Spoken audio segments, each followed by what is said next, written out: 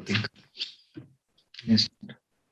So, good morning, everyone, to day two of the lecture series on Guide to Commercial Codes Act 2015. Thank you so much for joining on a Sunday morning. We had a very enriching session yesterday, and I would like to thank Rajat Mathur, sir, for providing us a deep insight into the BEAR Act, along with covering practical aspects surrounding the Commercial Codes Act. So before we proceed with today's session, I would request everyone to switch on their cameras if you're comfortable so that we can have a picture with Sir before we proceed with the session.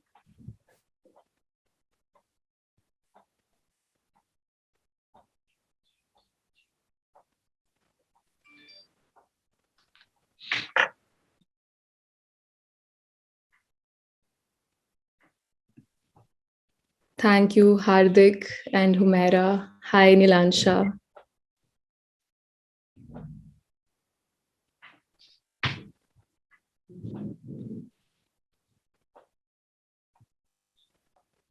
All right, I think we can proceed with Yeah. today's session. Okay. So we left off yesterday at the meaning and definition of the commercial dispute under Section 21C of the Commercial Codes Act. Uh, the Commercial Code, just fast recap of yesterday. We had covered the basic stages of a civil suit, which also includes commercial. Also, then we went on to the BEAR Act, and we had gone through and seen the interpretation of various provisions starting from Section 1 and thereafter up to Section 21.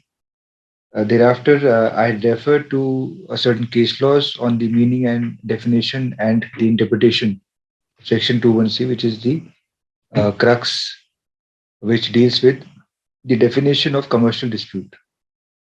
And this is very important because in order to determine a suit will lie under ordinary civil suit in a civil court or in a commercial court, the definition of commercial dispute is very important because that will determine whether your case or proposed case to be filed would fall under that definition or not, and then accordingly you can decide which way to go.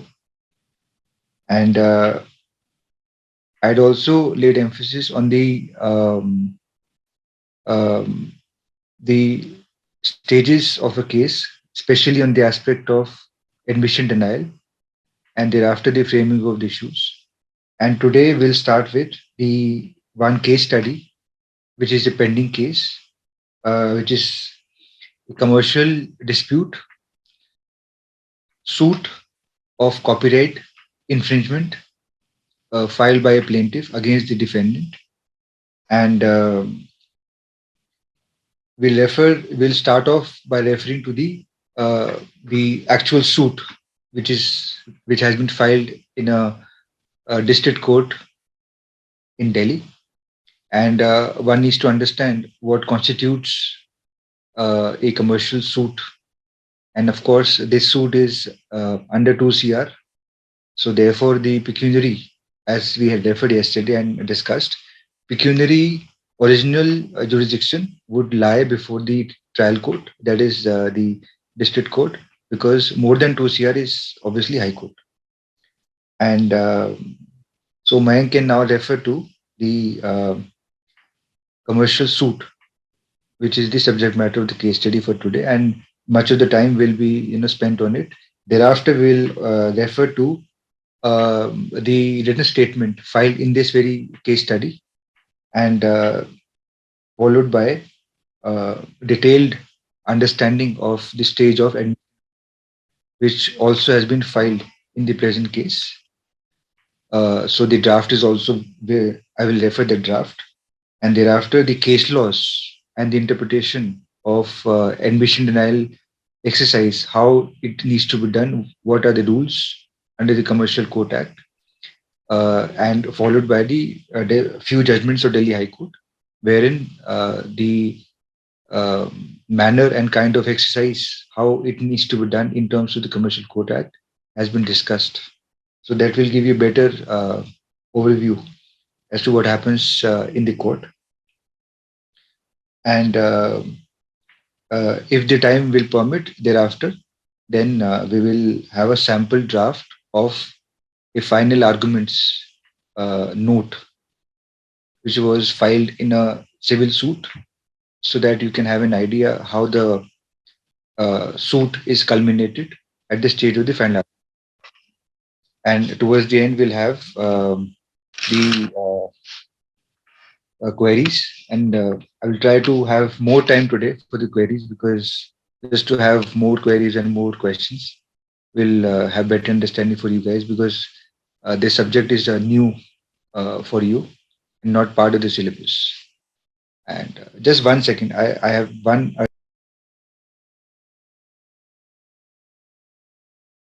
Yeah, so this is the suit under Commercial Courts Act. So you see the caption heading in the court of learned district judge, south. So these are very very important things.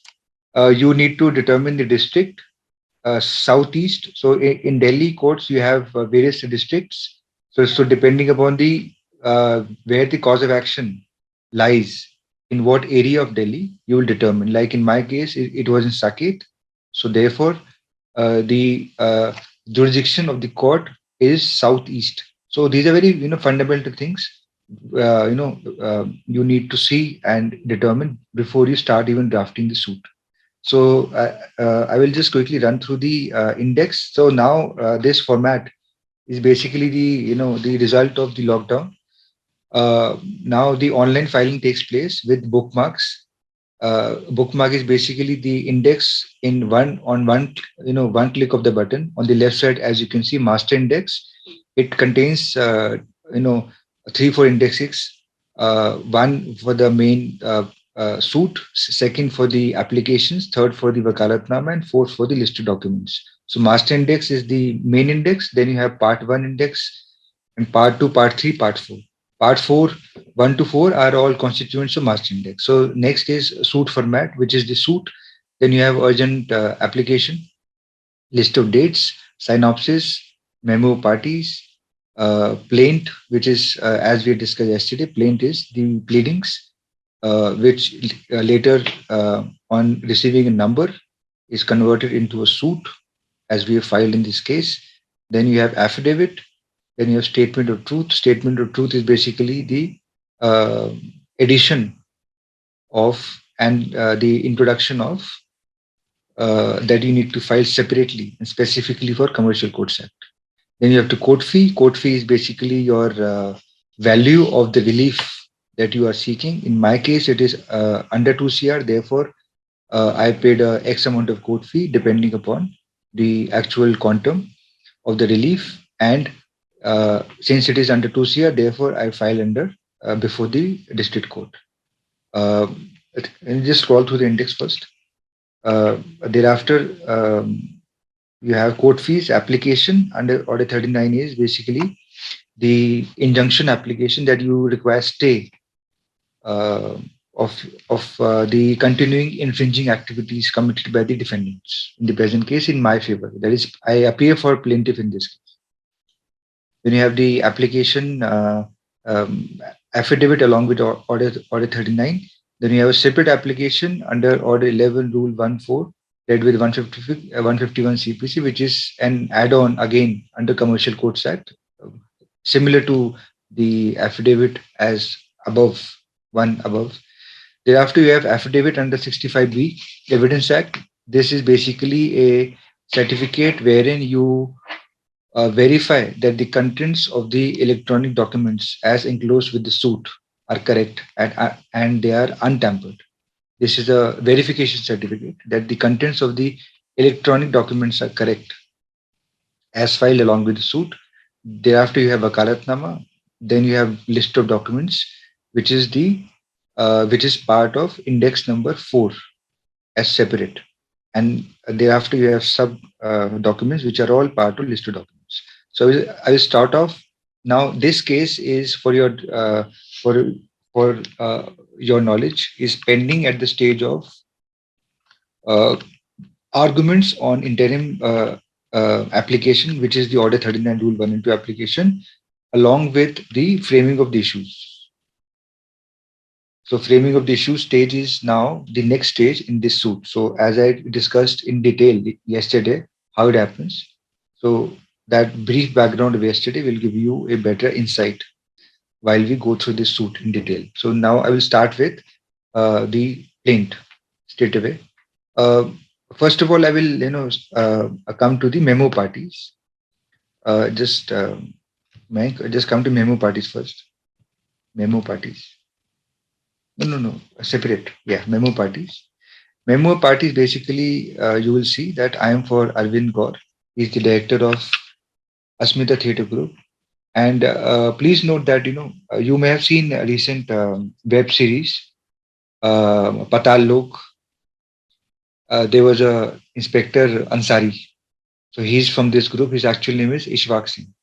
He's also there in your now very recent Sony Live web series, Rocket Boys.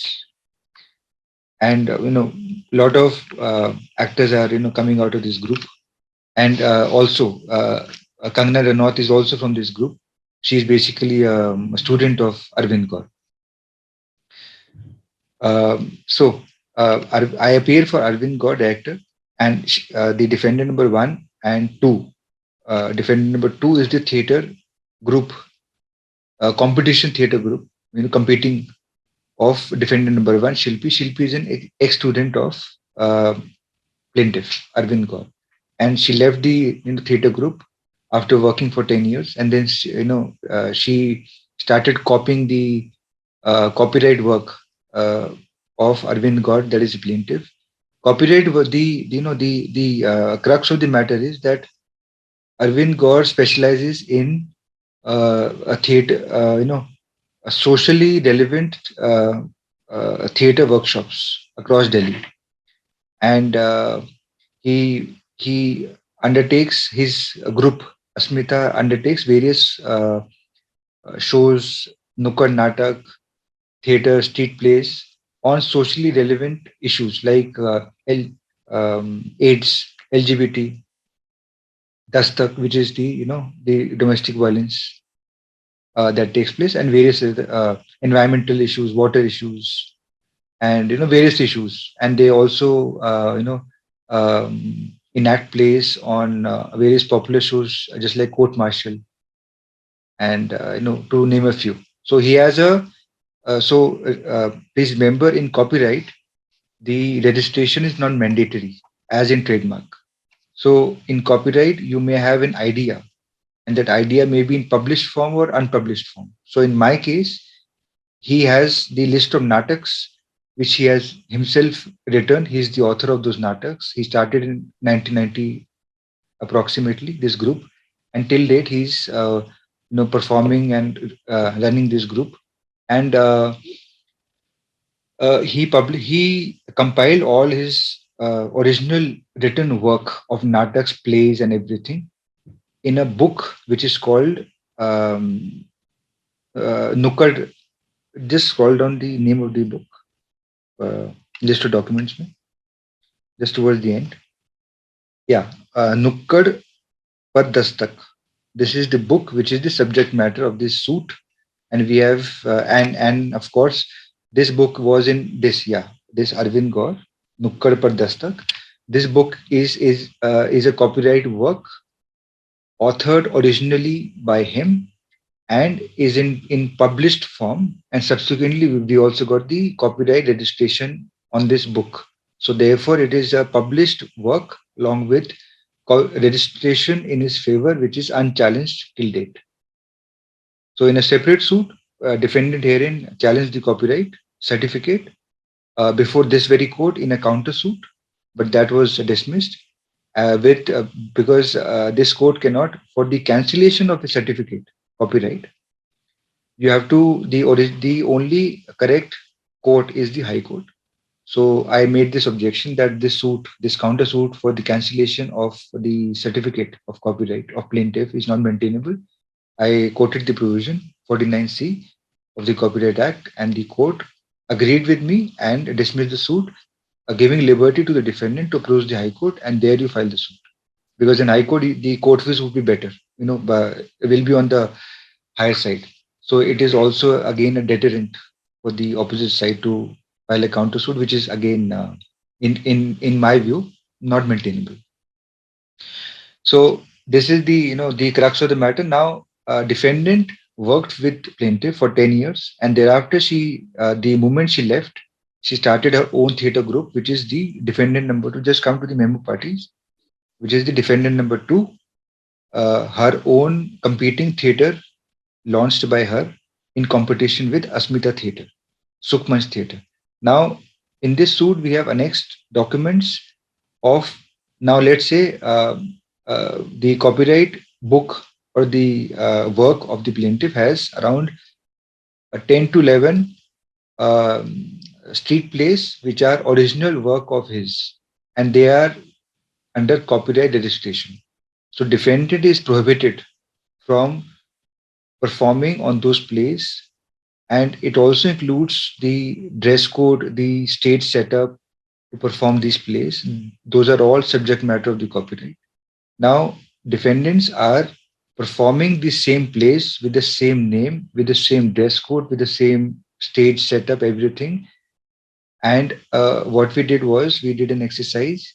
We went to their online portal, which is the Sukhman Theatre Group, or also the personal Twitter and Facebook and other social media accounts of different members, one Shilpi Marwa. We we got the uh, documents from their own page, online page, and we collected those documents wherein they are seen performing by infringed street plays, Nukkad Natak, theater plays, everything with the same name, with the same setup, except the name change performed by Sukhma Theatre Group. And also, she was performing them for commercial purposes because she was selling those or performing those online also on book my show and everything. So she cannot say that she's doing social work. This is my case in the suit, in the plaint. Now you need to understand my line of my line of plaint. My case is, I have a registered copyright. It is in published form. I am the author. No other person is the author. I did. It is my idea. It is my original work, and hence I am the owner of my work. Until the time the registration is not cancelled, I have the right only to perform them.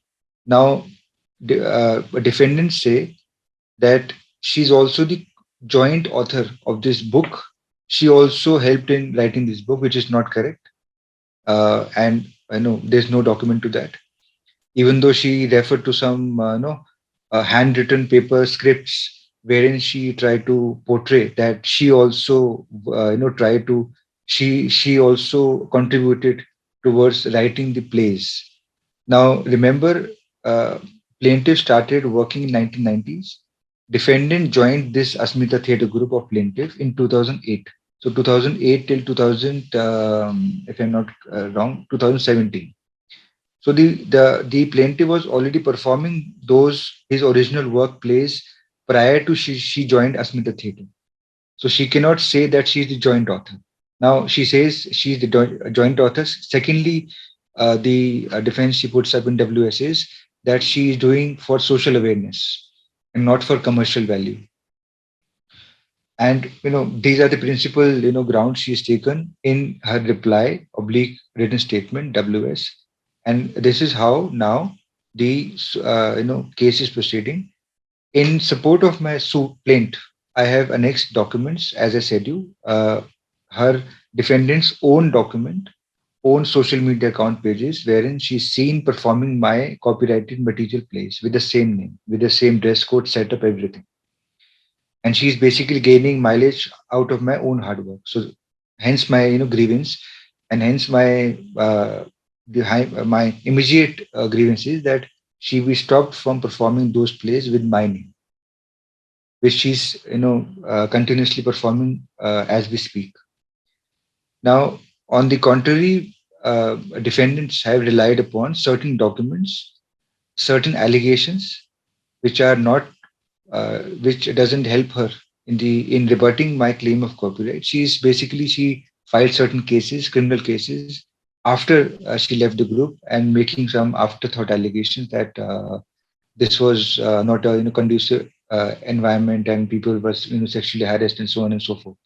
Now I have filed documents on record in my suit to show that till the time she worked in my group, Asmita group, she was always praising me. She had no grievance.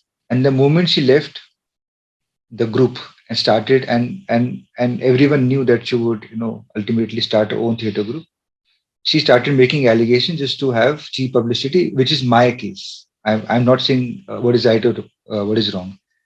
She started making allegations, and that is her, core defense of her uh, WS in response to my plaint, which in my view doesn't help her any words because she has to come out with concrete documents, concrete pleadings to rebut my claim that how my copyright uh, certificate is bad, which she can't challenge because she's already challenged that copyright cancellation and she has lost. Secondly, she refers to some criminal allegations and so on and so forth that I was sexually harassed and tortured, everything, which I have annexed her own documents, her own chats, her own praises she made in public towards my client, which is contrary to her own allegation now. Had there been something, then she should have pointed out till the time she worked.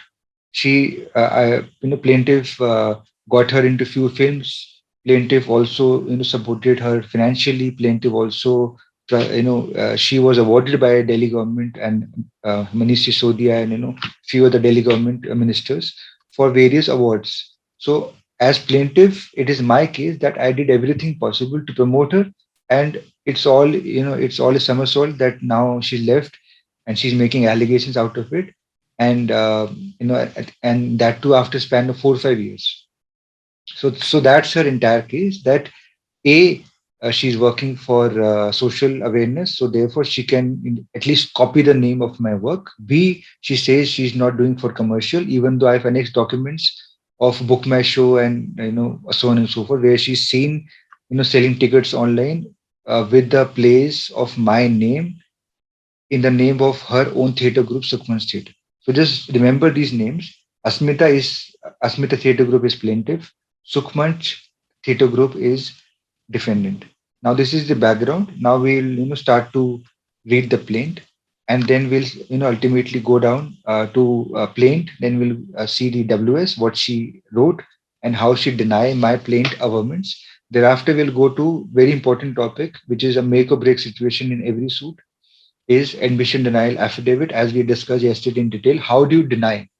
How she will deny my documents along with the plaint, how I will deny her documents along with the WS. I have denied all. She has denied mine, but she has wrongly denied her my documents along with the plaint, against which I have moved a separate application that her denial is not correct because it is without any reasons. There is a proper format. I will discuss the relevant rules of the Commercial Courts Act while doing so.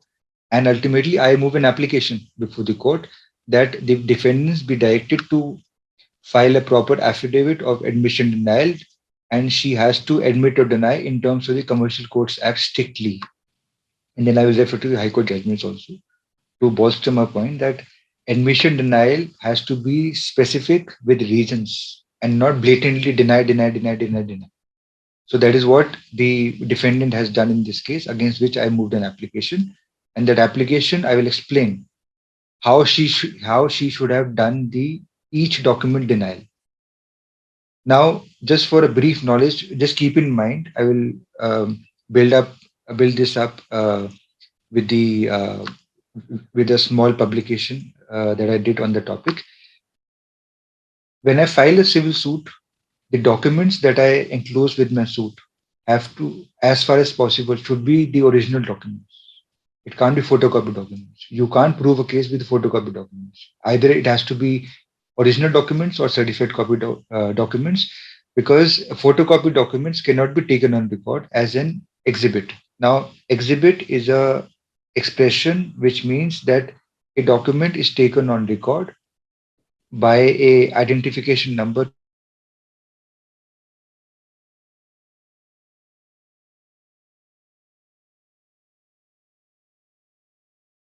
Just keep in mind that you need to file original documents with your plaint or along with your WS to prove your case. Photocopy documents say you cannot prove a case. Ultimately, objection will be taken that please produce the original or in alternative the certified copy. Now, if you file a photocopy document, then you need to proceed as per the Evidence Act from section 60, 59 precisely to section 68 or 69. So that is the procedure wherein how you will prove your photocopy document, which is a tedious task. You need to plan in advance, and there has to be certain averments in advance in your WS or in your plaint as to why you're not filing the original documents and why you have filed the photocopy. So just keep that in mind when I will, come in detail. Then you will understand that why I'm saying so. That the documents is the crux of the matter. You may say whatever. You may say Taj Mahal mera hai. You need to have a document to show that why Taj Mahal is your property. Simply saying doesn't matter. Case is won or proved through documents. If you have a strong, good documents, original documents, then half the job is done. It's only the matter of how you prove them in the court, and then that will be regulated by the Evidence Act. So in this background, we'll start reading the uh, plaint, which is under Section 55 of the Copyright Act.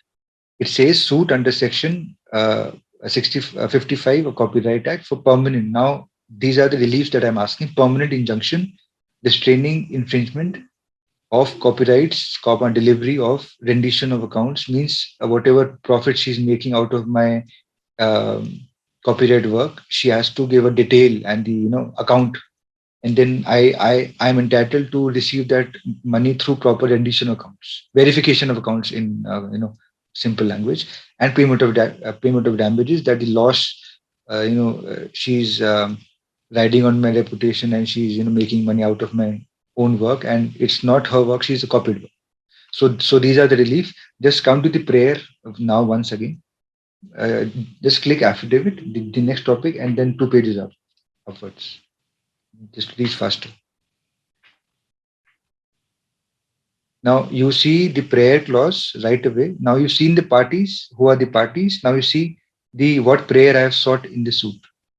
Just go upwards. There are 4 5 prayers. No, no, A upwards. Yeah, 51. Para 50. No, no, no. Para 50. Just one para. Now para 50 is important because court fees का issue है यहाँ पे. That the plaintiff values means it calculates the court fees of the suit. How? Plaintiff values the suit for purposes of court fees and jurisdiction in the following manner: A, for the grant of permanent injunction as prayed for in para 48A 1 to 3 and 48B for delivery up as prayed for so and so. It is valued for the purpose of court fee and jurisdiction 1,000 rupees each. Now it's a separate issue. There's a court fees calculation schedule which is given in the Court Fees Act. So you have to calculate the court fees accordingly. So for the relief of permanent injunction, 1,000 rupees court fees is there, and so on and so. So B, now we come to rendition accounts. How much court fees you pay for rendition of account relief? Because you have to value and give court fees on each of the reliefs that you seek in the suit. For an order for rendition accounts of profits illegally earned by the defendant as paid for in para 48D, it is valued for the purposes of jurisdiction and court fee at 1 crore CR and court fee. So my damages quantified as per the plaintiff is 1 CR. Therefore, on 1 CR, I'm paying a court fee of 99, approximately 1 lakh, as the plaintiff estimates that an amount shall be found due to the plaintiff from the defendant on renditions. Basically, damages I'm seeking. So I'm saying she's caused me damage of 1 CR, and 1 CR pe I'm paying a court fees of 99, approximately 1 lakh. Then the plaintiff undertakes to, this is a standard para, plaintiff undertakes to pay such additional court fees as it may be directed to pay by this honorable court on the defendant's rendition accounts and as ascertained of the actual amount due to plaintiff. So total court fees, 400 rupees as per clause A, 99,944 as per clause B. So the cumulative court fees I'm paying is 1,04,100 rupees. So just scroll down, Mayank. Okay, so uh, if you see this court fees cumulatively, how much I paid, just go to the bookmark court fee where I paid this court fee. Just scroll down. Just see the court fees I paid. Just highlight 1 lakhs. I think it must be 400 rupees. So this is the receipt. I paid court fees, and without court fee, the suit is not maintainable. So you need to pay the court fees upfront. Now, just again go back to that page, plaint, affidavit above, page para 50. Now, in terms of the court fees, para 51, now I am praying. Plaintiff therefore prays. Now, this is my prayer in the suit, or basically what I'm asking against the defendant. For a decree of permanent injunction, the permanent injunction is defined under specific relief act, I think section 37 or 38, restraining the defendants by itself, themselves, as also through their individual proprietor partner so and so, and all other acting for and on their behalf from using, selling, soliciting, performing, displaying, advertising, or by it's called a you need a what stylus. You want? You need just try. You work. You won't, I know. Won't. Apple वाले ये तो काम करते हैं. या कर लो और they won't do. Yeah. So A, you have the relief. Just scroll up upwards. So I was on the last line of page 29, displaying, advertising, or by any other mode or manner dealing in or using the copyright of the petitioner. It should have been actually plaintiff होना चाहिए था. And from doing any other act or deeds amounting to so and so. In A, likely infringement of copyright, plaintiff copyright. B, harm and right the reputation, which is the damages. And C, violation of plaintiff's special rights under IPR. B, restraining the defendant from disposing of or dealing with their assets, including the premises at the addresses mentioned in the memo party or so and so other assets, as may be brought to the notice of the Honorable Court in the course of proceedings and on the defendant disclosure thereof, and which the defendants are called upon so and so and so. So basically, we are also asking that the profits or the assets or other things that they are making out of my copyright rights, that also should be stayed, and they should not be allowed to dispose them, so that they divert those, and we are not able to ultimately recover. So these are all the subject matter of the interim application. Just scroll down further down. C, for an order for delivery up of all the infringing finished and unfinished material bearing the impugned dramatic work which violates the plaintiff's copyright and special rights of the plaintiff for the purposes of restriction, so and so. So basically, I'm also asking the goods and the inventory which the defendants are keeping premised on the copyright material. I have a separate remedy also, qua C, under section 63 and 64 of the Copyright Act, wherein I can file a police complaint asking the police officer to do a search and seizure of the infringing copyright material in the custody of the defendant, and the police officer will make an inventory and will seize those infringing materials from the custody of the defendants. So I've also pursued the remedy, and I've got few orders in my favor as regards C on the criminal side under section 63 and 64 of the Copyright Act. D is for an order for rendition accounts of profits earned. D is basically whatever profit she's earned through her statement of accounts. I am entitled to see that and claim damages from her. E is cost of the proceedings, litigation cost, and F is so on. So now we come to the plaint. Let us see the facts. In the background, I have disclosed you. Just given a brief heads up of the entire case. Now see, plaintiff is a law-abiding citizen, so and so, so and so. A third line, plaintiff plays are contemporary and thought-provoking, connecting intimate personal space of existence to larger social political issue. His work deals with internet censorship, so and so, so and so, so and so, domestic violence, crimes, politics, power, etc., etc. The plaintiff is also the leader of Asmita, Delhi's most prolific theatre group. Now, please note that Mr. Arvind Kaur also performs for DLSA, various legal aid of different district courts. He performs pro bono for the various legal aids DLSA for a lot of DLSAs, and not now, for last 10-15 years. Plaintiff is also the leader of Asmita, Delhi's most prolific theatre group, and is an actor, trainer, so and so. Just come to his now the qualification para 2. He's a pass out of so and so, so and so, so and so. And his profile, then he also worked as a reporter. Then you come to para 3, his work.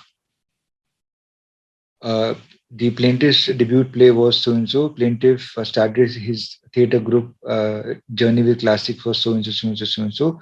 Now you come to next para. Now this is important. He plaintiff's major directions. He has directed these many plays. D is important. Swadesh, Deepak, Court Martial. Then you have a lot of. He's worked with Subhash Ghai. He's worked with. There's one more. Mahesh Bhatt. He's worked with Anand L. Rai. Just give movie आई थी अभी 83. No, not 83. The other one. Atarangi Re, in which two of his students were there in this movie, and also in 83. There's one actor with the name Rahul Khanna. He was there in both the movies. So that was his first major break from Asmita Theatre. Now you go down further. Now, yeah. It's all his plays, and he worked. Now you see, para 4, plaintiff has written and directed. Now it's his own original work. More than 40 street theatre performances on on socio-political issues. He's always raised voice against so and so, so and so. Now his works, which is subject matter of copyright, are in the 4th line. He wrote and directs street plays like Dastak, Mard, Ajivika, Pehchan, Budhapa, Mausam, Kudrat, वो दिन periods play, रक्तदान blood donation जिंदगी garbage कूड़ा कचरा हटके बच के सवाल which is linked to election, Sapne and street plays and drugs, cancer, education, AIDS, and so on. Therefore, plaintiff owns a valid and subsisting copyright for the said plays and is entitled to protection under law. Now, at this stage, this line is I'm talking without registration of the copyright, because in copyright, if you have a work which you can prove that it is your own work, then you can claim protection irrespective of the registration, unlike trademark. Now, at this stage, he did not, independency of the suit. Just for the knowledge, in the independency of the suit, he had applied earlier for the registration, but he got the registration of his work of these nataks, independency of the suit. Okay. So, and also his book was published, prior to this suit in 2019 January. So, he has a valid subsisting copyright, which is the thrust of my claim in the suit. Next, plaintiff has developed a unique design and direction. Now, this is a copyright, unique design and direction, DD. In short, design direction means how he has designed the setup of the plays in physical form, how he has directed the participants or the students to perform a particular play. Direction means the placement of the actors, which place he will stand, what place, in what manner. So this is all part of the copyright which we are claiming. Now he says he has a unique, which means he's original. A unique design direction. Just keep in mind the word design and direction, which is double D in short. For Hanush Rakta and so 30 days, so and so, so and so. Now you come to, these are all his, his awards, whatever his background, his profile. Now you come down further down. Mayank. Uh, you come to, yeah, now para 7 is important. This is the work his students have worked and his achievements. Acted, he also acted in Ranjana and Guptaji, directed by Alan El Rai, who is the producer of Atarangi Re, with co-actor Dhanush, Sonam Kapoor, and so and so. Acted in JD film, directed by so and so, Govindaram so and so. Acted in Gurgaon. If you must have seen a movie came Gurgaon, which Pankaj Tripathi. You will see Arvind Gaur in a sadhu, in the role of a sadhu. If you see him, if you any one of you may have seen that movie, and so forth. Now you come down further. Yeah, just come down further. Production. Uh, yeah. Now his uh, popular students are Paraten. Notable cinema and theatre actors who have trained under him are Kangana Ranaut, Deepak Dobriyal, Manu, Shilpi Shukla, so and so, Imran Zaid, Sheena, Seema Azmi, Ishwak Singh. Ishwak Singh is in the Rocket Boy. There are two boys who have the central role. One is that uh, one is that who is the lead person, who is Vikram, who is acted as Vikram Sarabhai actually. Who is acted as Vikram Sarabhai is Ishwak Singh. He may have a different name in that web series. Suraj Singh, Vedi Wedding, Sonam Kapoor also attended his workshop, and in Ranjana for the film Ranjana. Other prominent theatre actors who worked with him are Piyush Mishra in that Gangs of Wasipur, and others. We come to Para 11. Para 11 deals with the fact that he continued his social work even in the COVID. He took various social initiatives. He helped a lot of poor people through his online helpline number, messages, everything. Come to Para 12. Now Para 12 is important. He published a book called Nukkad Natak, which is the subject matter of the copyright infringement. It was published by Vani Prakashan in January, which precedes the filing of the suit. Hence, we have a subsisting valid copyright.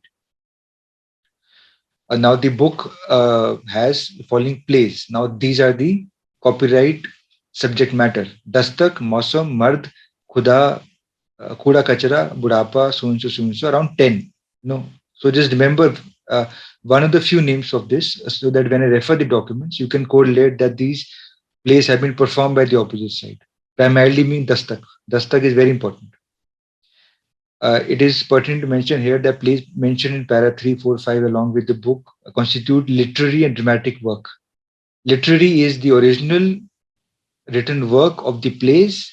Dramatic work is how you perform this literary work in the form of a stage. So the meaning is this: as defined under section 2 and 2H of copyright, it is submitted plaintiff's publication uh, have either been first published in India. It is by virtue of section 13 of the copyright in this work subsist in India. It is submitted that plaintiff is the sole owner. Now mark this word: sole owner of the copyright in the aforementioned. Literally, just understand again. I'm emphasizing because it is important. Literary is whatever he wrote as original first time, his own idea of the plays, of the above 10 plays. Dramatic is how you perform this natak in which is contained in the written form in the form of a play. He performs at Fiki House, he performs at Shri Ram Center, Mandi House, he performed at he performs various auditoriums and all good places. He has traveled abroad, he has gone to US, he's gone to Australia. His students are working there, so he's a and most importantly, he doesn't charge a fee from most of the people, because a lot of people come from very humble backgrounds. Of lately, because of COVID situation, he's started on a on a higher scale for the subscription and everything. So he's more on the social front, and which is why he's widely respected. It is pertinent to mention here that plaintiff has already applied for registration. So independency, we've already applied, but because of COVID, it took some time. And independency of the suit, we received the copyright registration on 22nd 8 2020, wide number so and so. Just Just go down. So application number copyright, we file in the copyright office, which is in Dwarka, Delhi, and then ultimately we got the certificate, which is also included. Now plaintiff says, since the copyright in the plaintiff literary and dramatic work vests with the plaintiff, he is vested with certain exclusive rights, so and so, so and so, so and so. Just come down. These are all again. Then what the defendants are saying and what she has done. Defendant number one, which is the student of plaintiff, she joined a theatre group in 2008 in order to learn theatre work from plaintiff. She learned, performed, work under guidance of plaintiff as an actor in till January 17, para 15. Defendant number one, being a student of plaintiff actor, worked for more than 8 years, had access to script, design, direction, lyrics, music composition, so and so, conceptualized and written by plaintiff, not by defendant. By 16, defendant number one, during a time, plaintiff theatre group for numerous times performed the plays written and directed by plaintiff.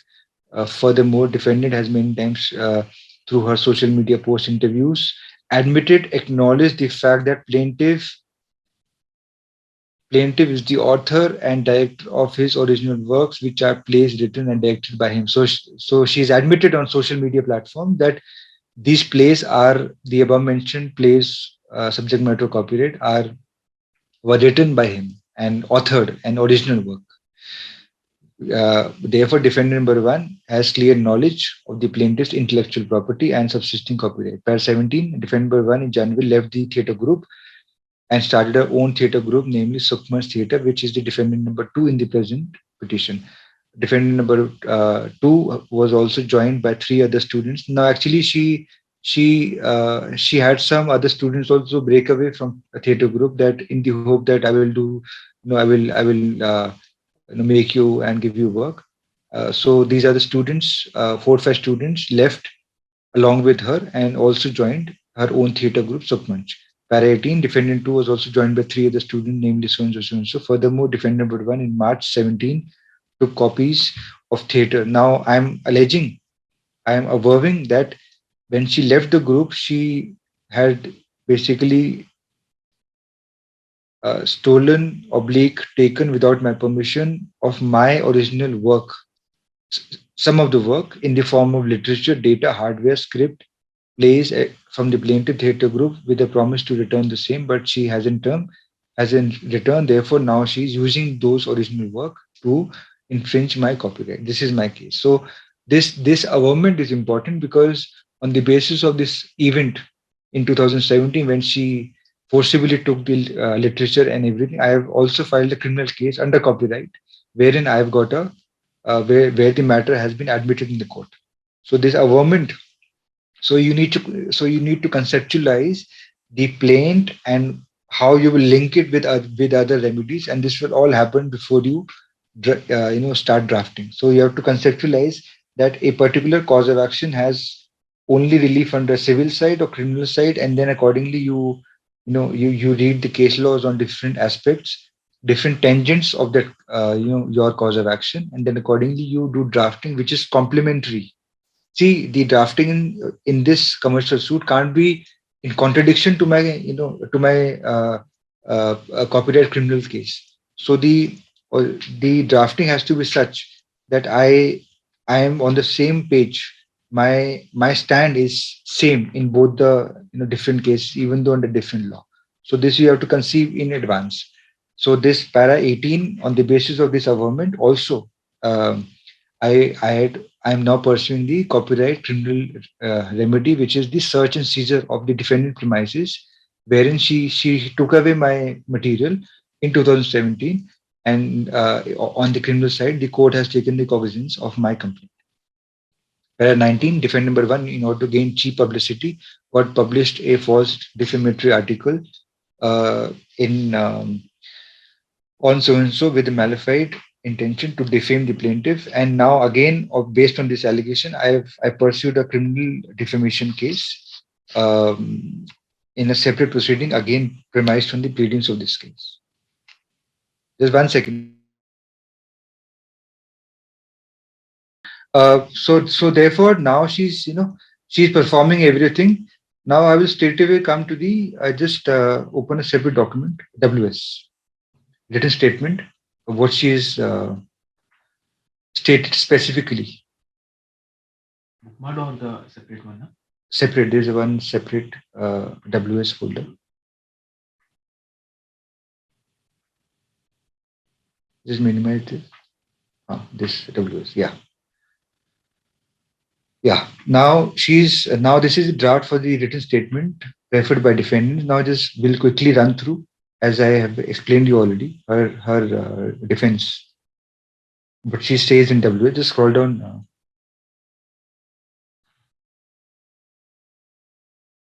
Now just see the whatever she's saying. Defendant number one is an eminent theatre personality, holds reputation in so and so, so and so. She's worked in so and so, not relevant. See, you just keep in mind what she gives specific reply to my copyright infringement. Just forget about criminal allegations, civil allegations. Those are beside the point. Her qualifications, her everything. What she says in reply to my stand that she has infringed my copyright through her work which she's performing for commercial use. Now, just keep in mind that small perspective. So this para is again what her qualification, where she worked, everything. Now you come to preliminary objection. Plaintiff cannot claim any copyright on play directed by him, and as he is not the author, as per so and so so and so.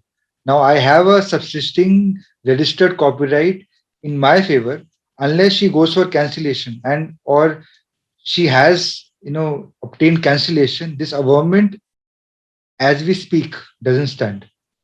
She may say whatever, but if my certificate is not cancelled, then she cannot take this legal stand that I am not the author.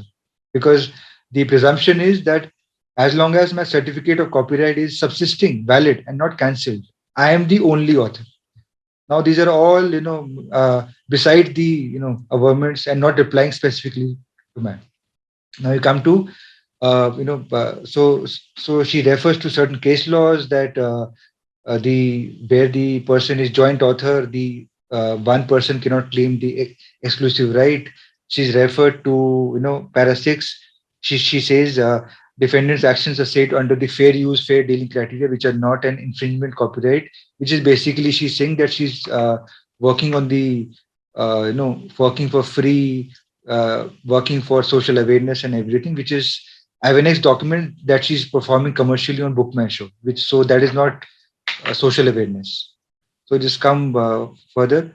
Now she says, para 7, defendant does not perform street plays for commercial purposes, and thus performance is pure pursuit of spreading awareness. Now, what I was saying to you. So now she's saying, and therefore there is no infringement. So there's a small exception to the infringement is fair use, as she's quoted, fair last two lines of para 7, fair use oblique fair dealing, as provided by High Court, some judgment she's referring to.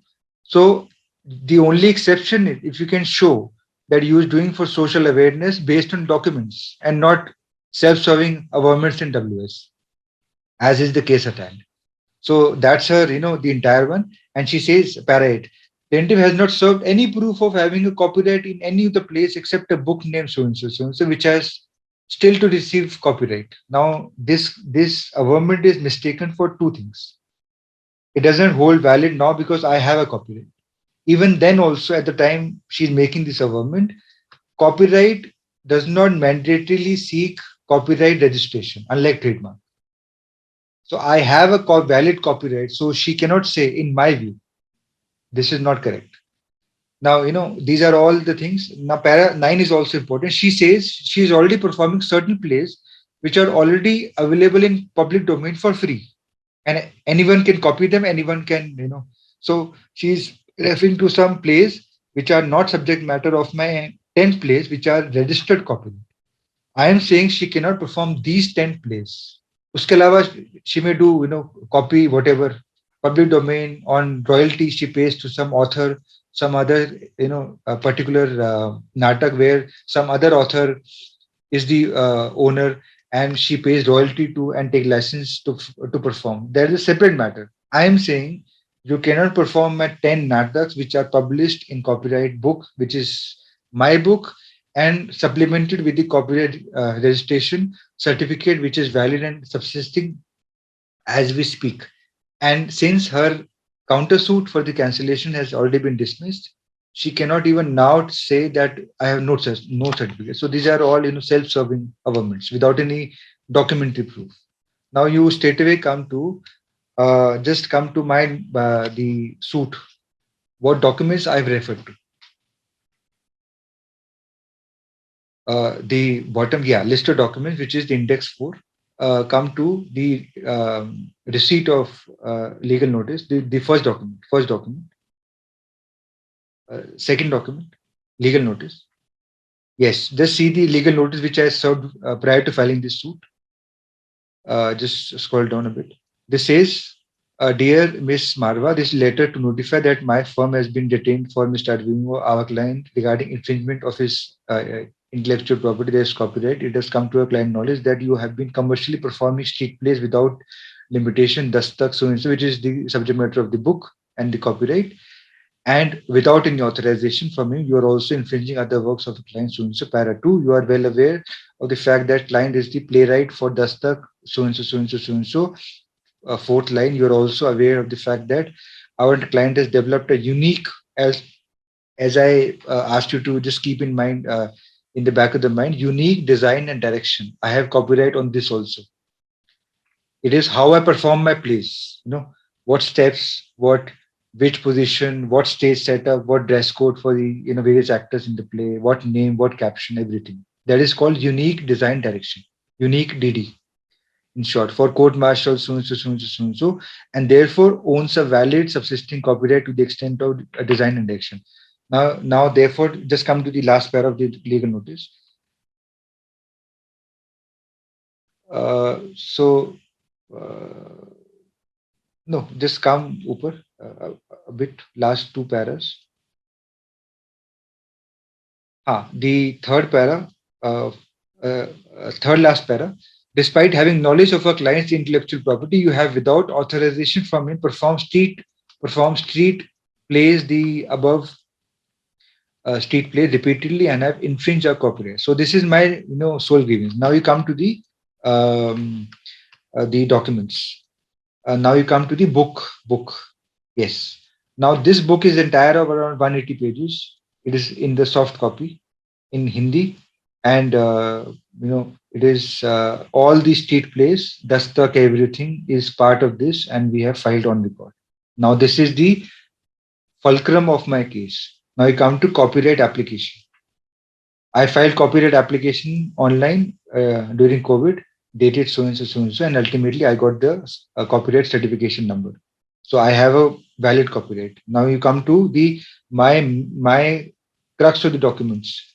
A copy of social media post by plaintiff.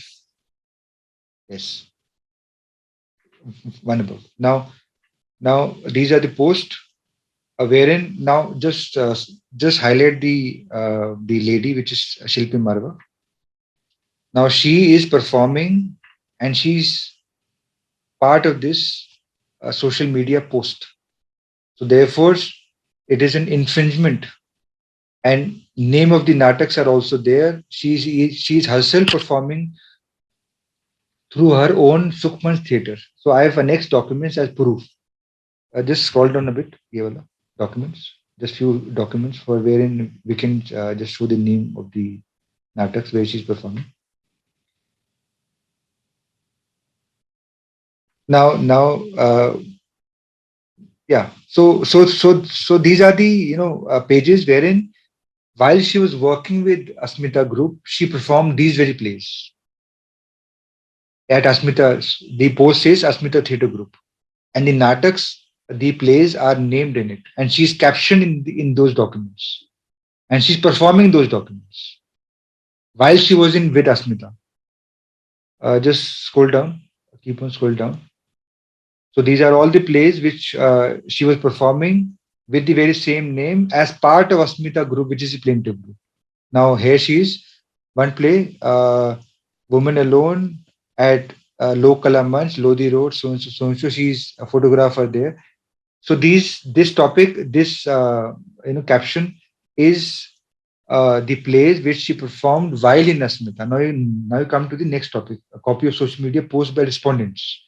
Now we have taken these posts from online from the defendant online portals, wherein she's performing my plays with my name, like you see court martial name. These are basically 2017. Just scroll down further. These are basically plays wherein she's praised me, praised the Arvind Gaur, and I am because of him, and so and so, so and so. She's got awards from Delhi government until the time she worked with me. And see, now you say, just 1 second. This Arvind Gaur, Shilpi Marva, awesome public response, Pehchan, street play, Arvind Gaur, Asmita Theatre, Pride, LGBT is again a name of the play.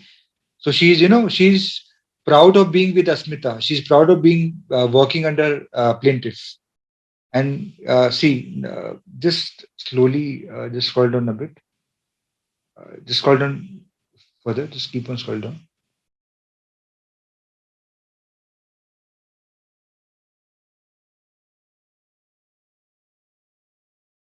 Just one page above.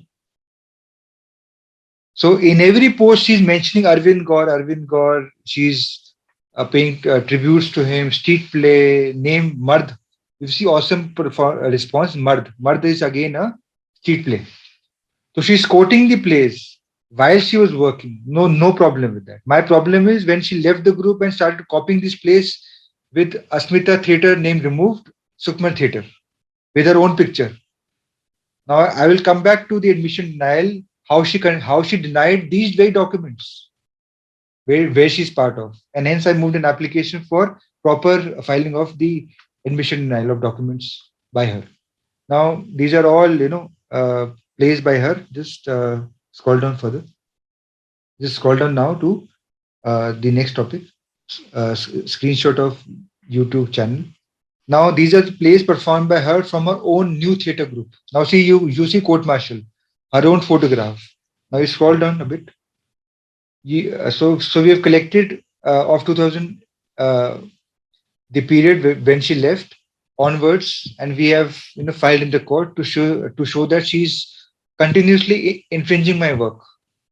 Now just see the name of few other plays. Court martial again. Now scroll down. Just see one of Dastak. Court martial again. Dastak. Now you see Sukhma Theatre performs street play Dastak, directed now by Shilpi Marwa, not by Arvind Kaur. So she started. Now you see the dress code, black and drum bajre, and in a locality, these are all the same dress code, unique design direction, as I referred again and again, of the plaintiff, of my work, of my client. Now this is the infringing one. Now just see the documents further if you have any. The next topic after screenshot. Okay. So now just keep in mind these are the documents which she has to admit or deny. Now let us see the documents filed by her along with WS.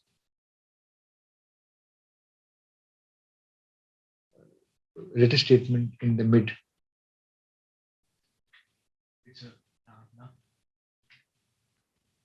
Now you just bookmark open, bookmark left side. Just click the bookmark. Now you see the documents. I want to see, Kallu. Just see whatever it is. 2.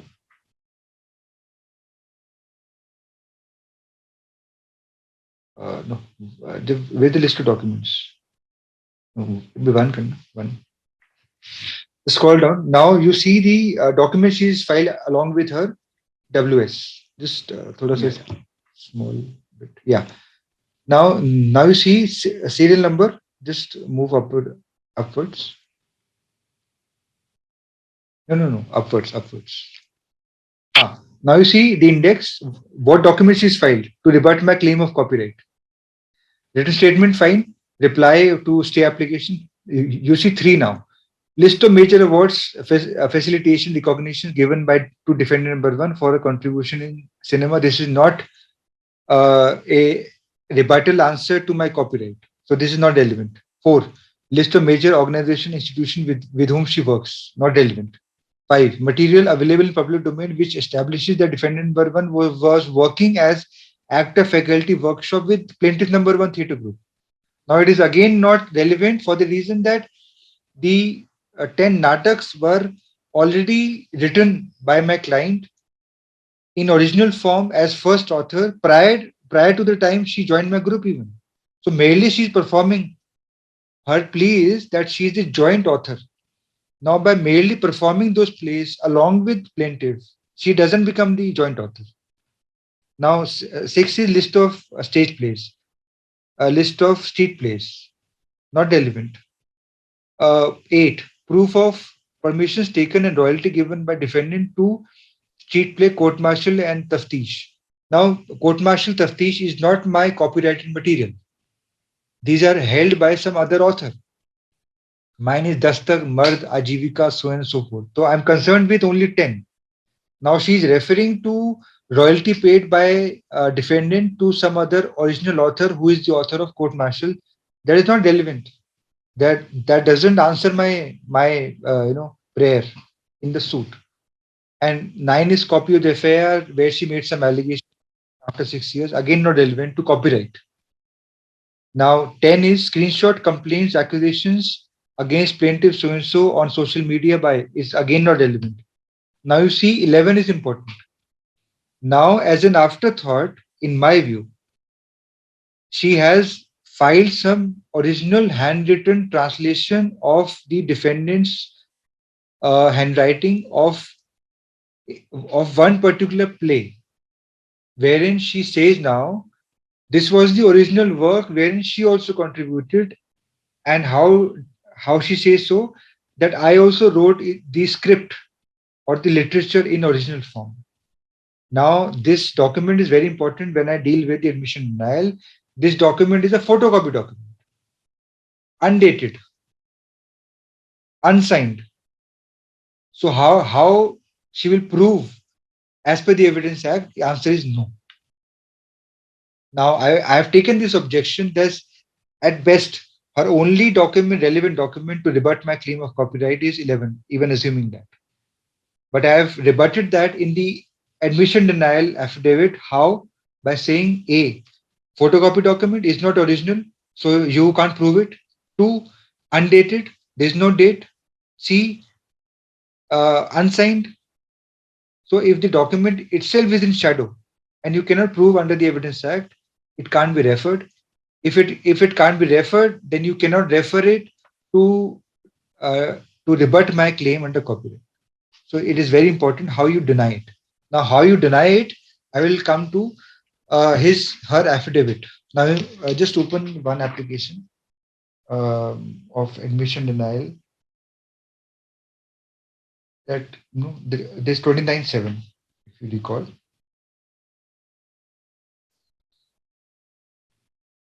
Just minimize a bit so that you can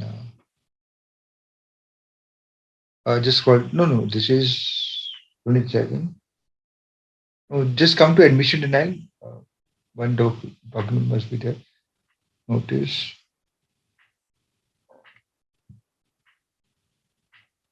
Yeah, certified copy. हाँ, just come to page number 9 now. This index में इसमें bookmark शायद ना हो. Just scroll down page number 9.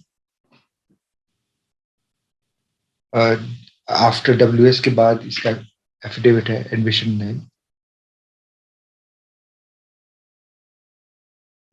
Now I am coming to the affidavit filed by her for admission denial of my document. How she is denied.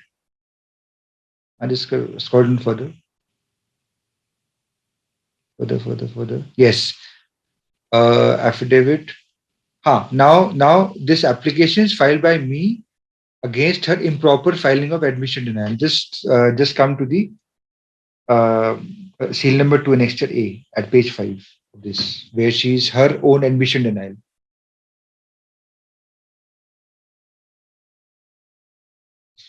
Further. Yes. Now just hang on a second. Now just open the Commercial Courts Act Order 11. No, this is the same one, or you pulled out a new one? The detailed one. You didn't pull out the new one.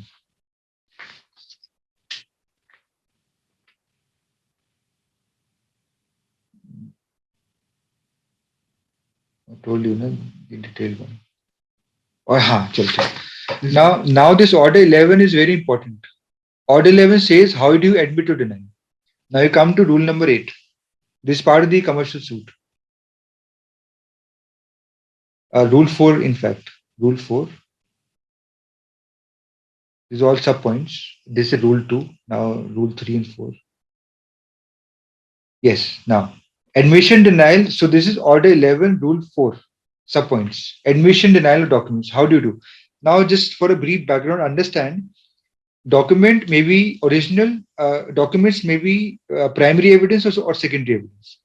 Primary evidence, as per the Evidence Act, is the original document itself. So the best evidence is to file the original document or the certified copy. And last option, photocopy.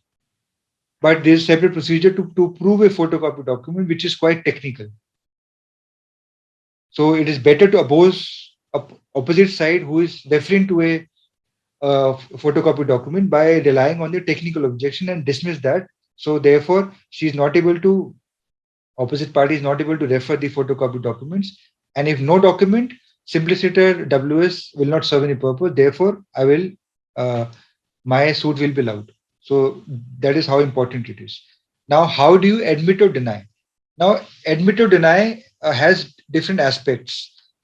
In common parlance, you have a document. You have a document, for example, rent agreement. Now, the document has to be original. Now, you have the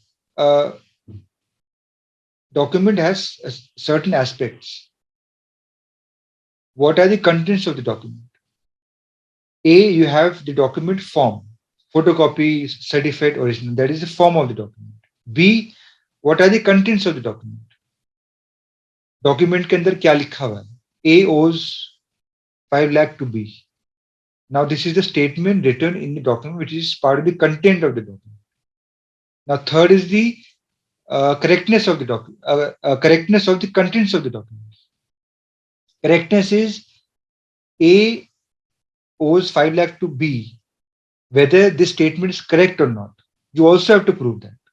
Merely because you say this document is original, the document is not proved.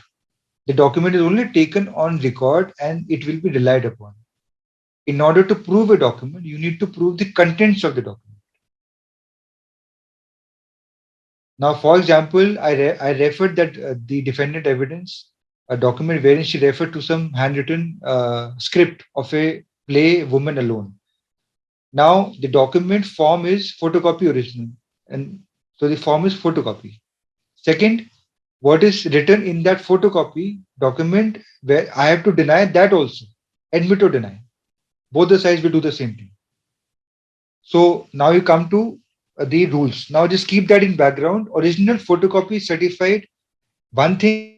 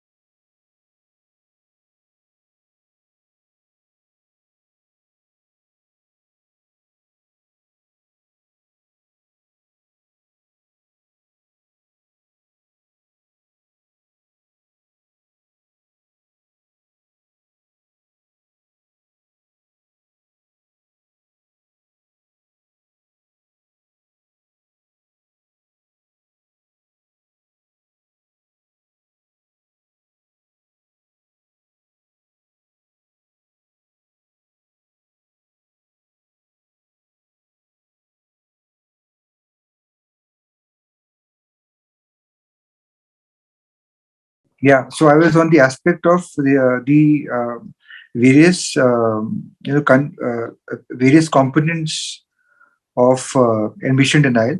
Uh, so I will start by reading the rule, which is important. Order 11, Roman 11 capital, Rule 4. It says each party shall submit a statement of admission denial of all the documents disclosed and of which inspection has been completed within 15 days of so and so so and so. Two, the statement of admission and denial shall set out explicitly whether such party was admitting or denying a correctness of contents of document. Correctness of content means if in a document it is written a plus b equal to c. So it is one thing to say that it is written a plus b equal to c. It is another thing to prove that a plus b equal to is c is correct. So the correctness of the contents you have to deny or admit. B, existence of a document. Existence means whether a document was exist or it is a forged and fabricated document. Or you may also say whether the document is lost by fire. For example, one party says they have lost the document. So the existence is a problem. C, execution. Execution means which party has executed or made that particular document. So the documents which, let's say, defendant is referring at their serial number 11 of the list of documents, that document was executed by defendant or not. So she has to admit or deny, or and likewise for my document. Issuance or receipt of document. Let's say it is a bank statement document, electronic form. So who had issued the document? You need to specify that and accordingly admit or deny. E, custody. In whose custody the document is, whether it is custody of plaintiff or defendant or some third party or a public functionary, public domain mein hai, wherever. So the place of custody of a document, one needs to specify, admit or deny. Now, mine just go a bit further. It says number 3 rule.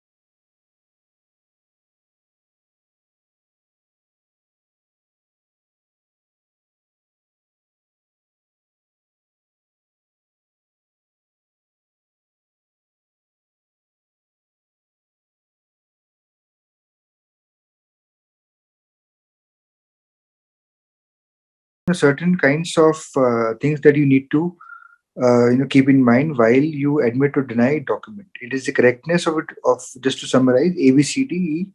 Correctness of the contents, whatever written, is that correct or not?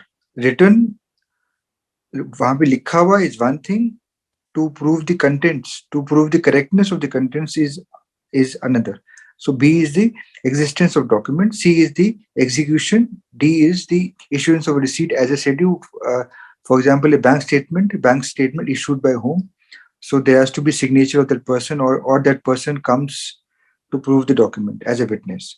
E is custody, in whose custody plaintiff or defendant the document is there. Now 3 says each party shall set out reasons for denying a document. Now this is important. Under any of the above grounds, and bare unsupported denials shall not be deemed to be denials of a document, and proof of such documents may then be dispensed with at the discretion of the court. Now you need to give reasons why you deny in terms of the reasons above given, A, B, C, D, E. If it is outside A, B, C, D, E, or no reason, then it is not a proper denial. which happened in this suit. I will just clarify through that application. 4. Any party may, however, submit bare denial for third-party documents of which the party denying does not have any personal knowledge of, and to which the party denying is not a party.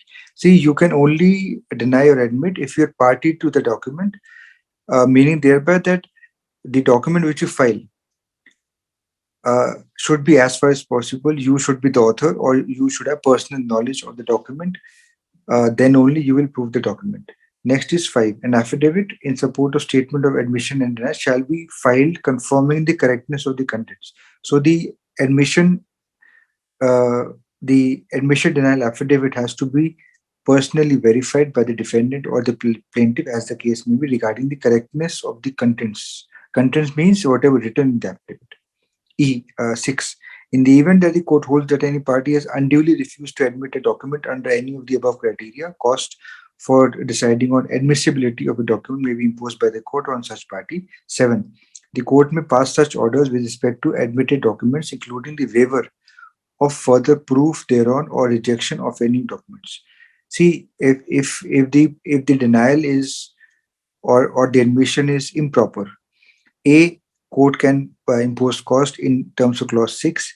In terms of 7, court may also say that the document which has been wrongly rejected, wrongly denied or admitted is rejected, meaning thereby that either if defendant wrongly denies plaintiff document, the document can be deemed to be admitted, and therefore the further proof which the plaintiff may have to do will not arise because the document of plaintiff by defendant is deemed to be admitted, which is what the line in clause 7 says, including for waiver of further proof.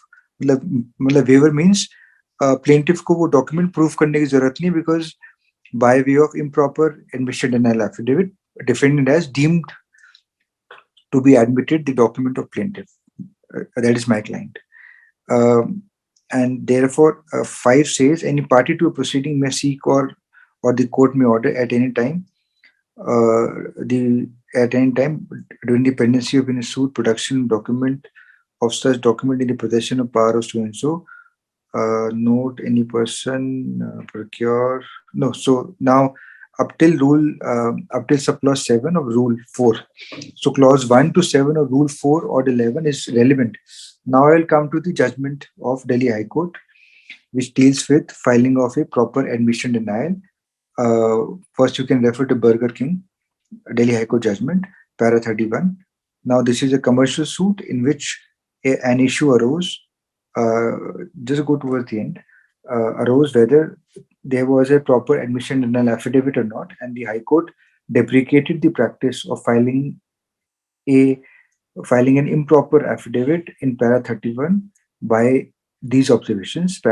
It says it is noticed that the plaintiff and defendants have not conducted admission denial as per the provisions of Commercial Courts Act, which means that Order 11, Rule 4, those 5 points, A to E, correctness, execution, custody, within those parameters, you have to admit or deny a document of the opposite party.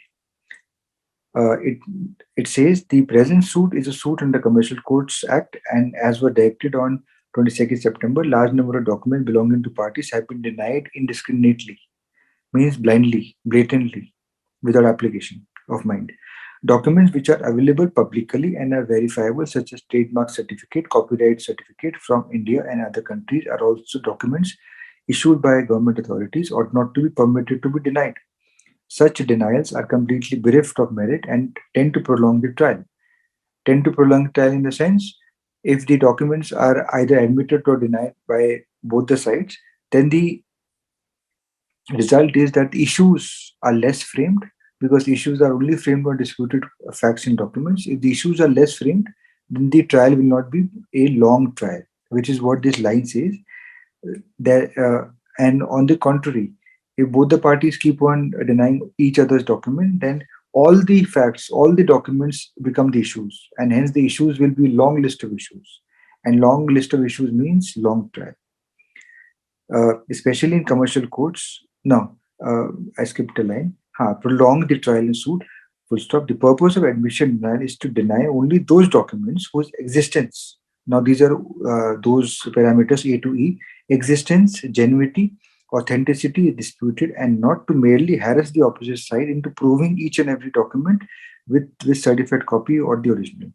Especially in commercial matters, the process of admission denial deserves to be cut short where the dispute between the parties is very narrow. Documents such as email correspondence, legal notice, replies, internet printout ought not to be permitted to be denied. The practice adopted by parties to deny in general all the documents of the opposite side has been the bane of adjudication of civil courts, means the major problem of delay in the civil suits. It is with this purpose that the provisions of Commercial Courts Act also as also the recent amendments by Delhi High Court in the original side rules has been carried out. Admission denial affidavits ought to be in bona fide, fair, and not with an intention to prolong trial. Keeping these provisions in mind, parties are given another opportunity to file their affidavit of admission denial so that tribal issues can be easily identified. Tribal issues easily identified and struck means that the issues are easily framed and less framed and not unnecessary 10-15 issues. 10-15 issue means long trial because both the parties will keep on approving their own issues as we discussed yesterday.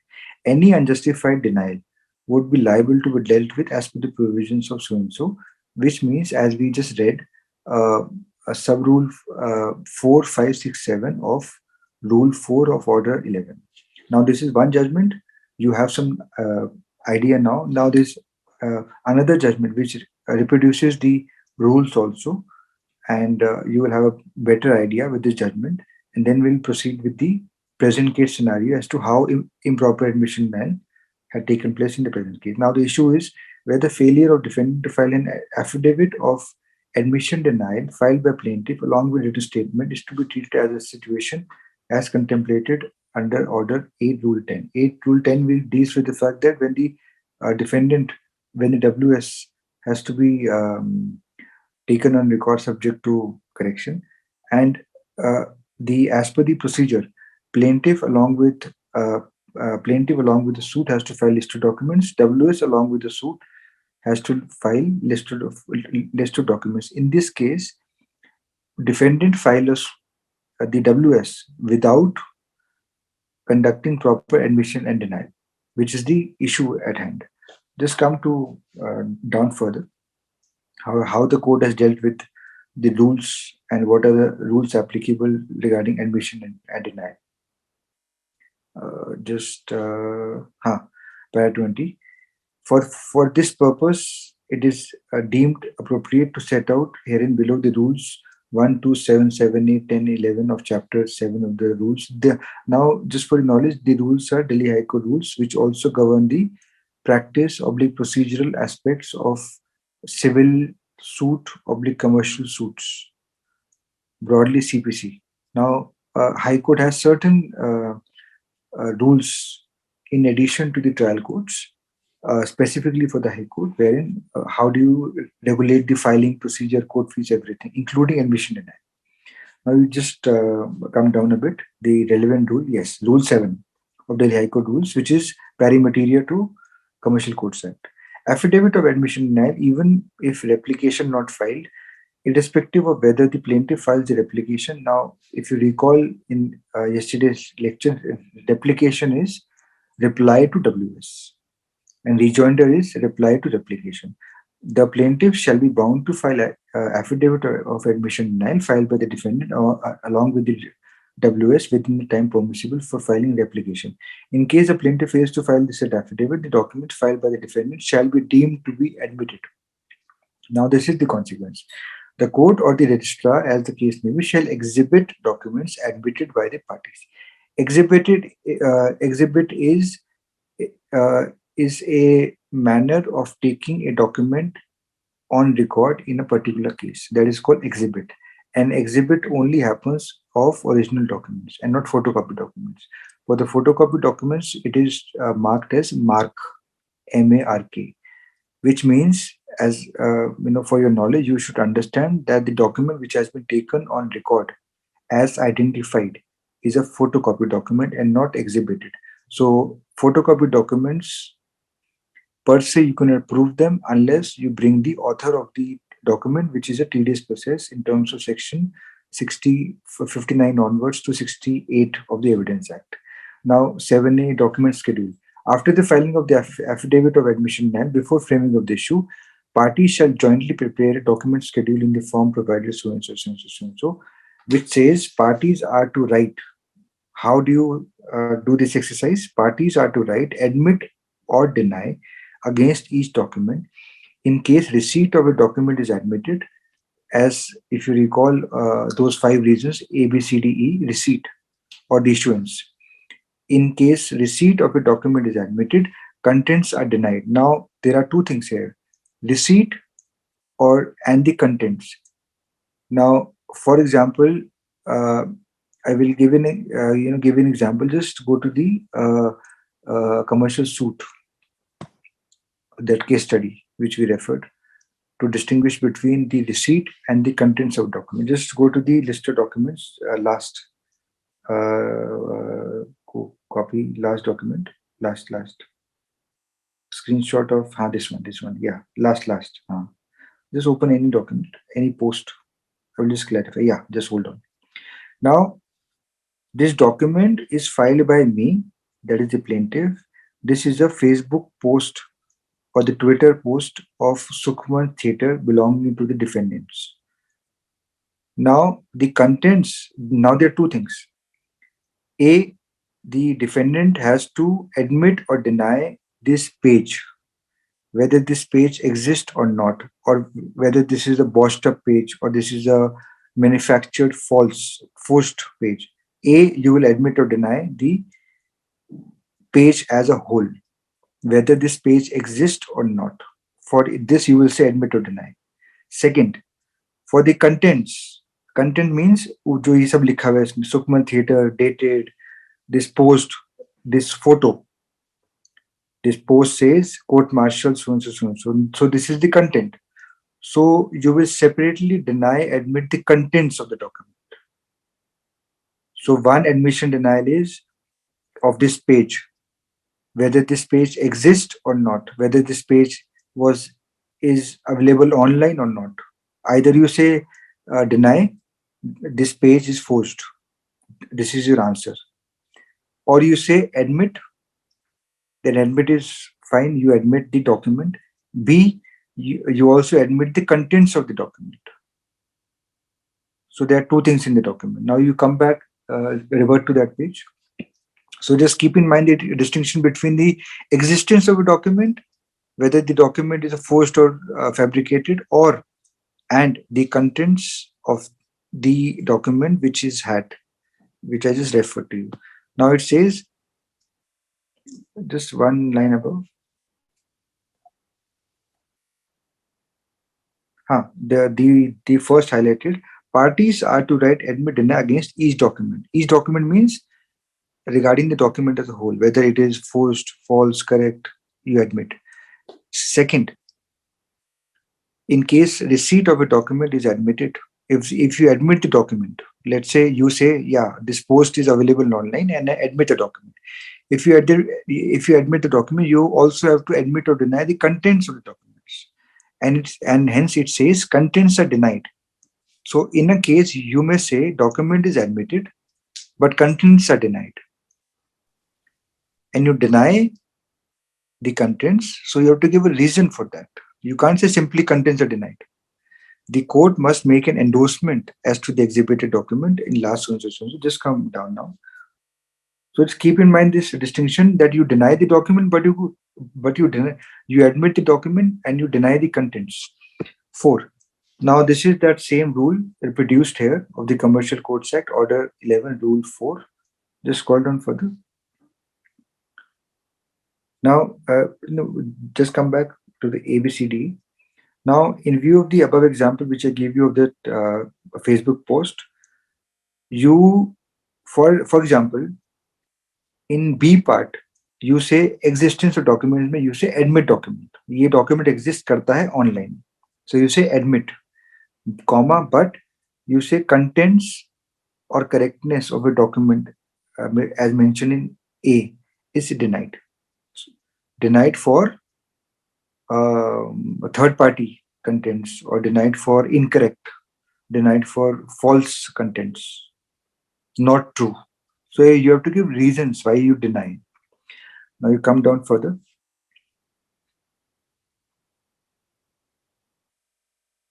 Uh, Further down.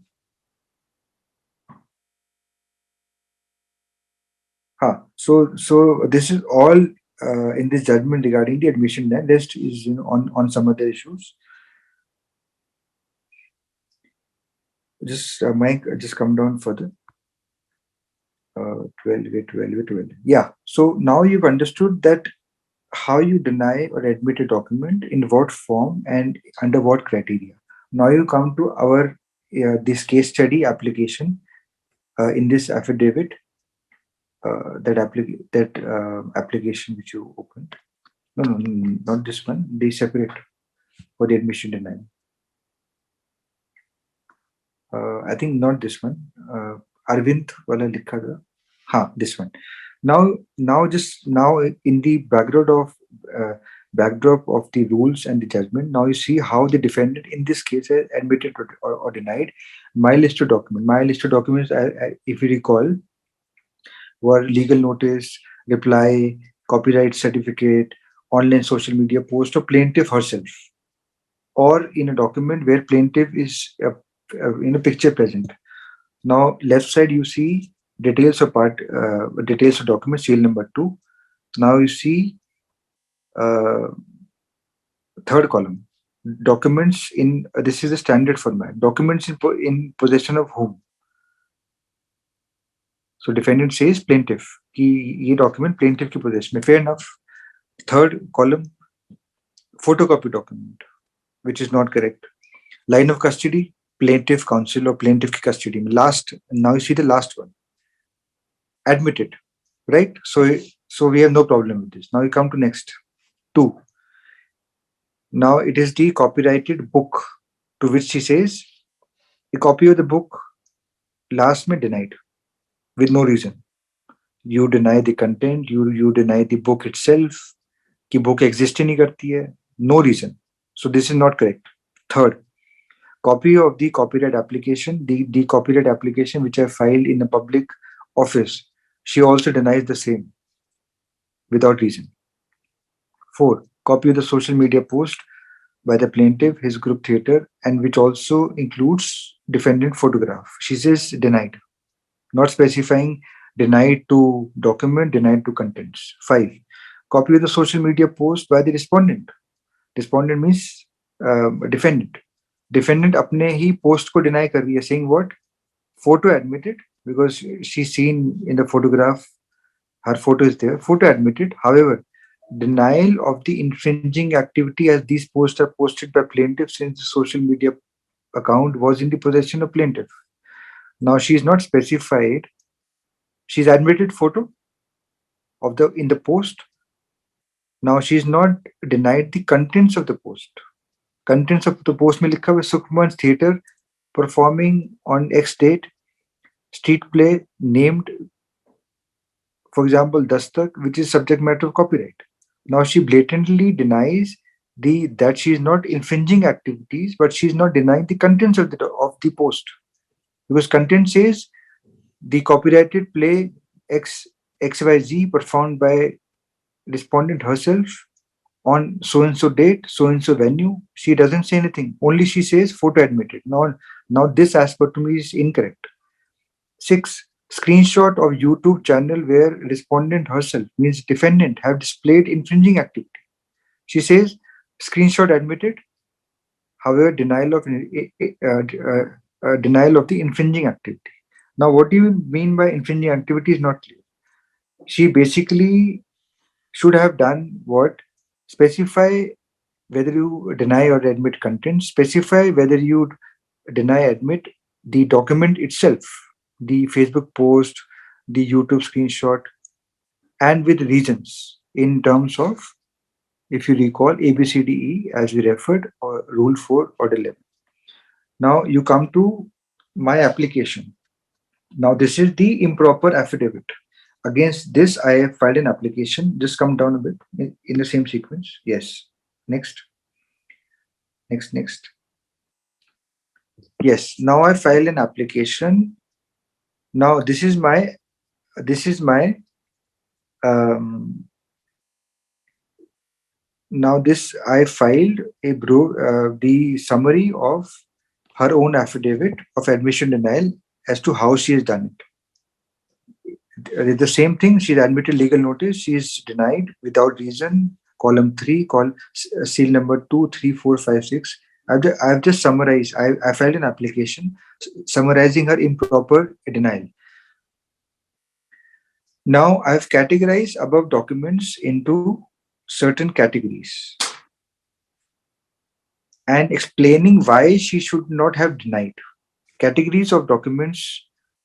Now, everybody just open the application first. Raise the application. Just scroll upwards. More again. Reply correct. I think their application is up. Application na upar hai. Just go upwards. More upwards. Even above her affidavit. इसके ऊपर देखना क्या है. Where is the application? Upwards.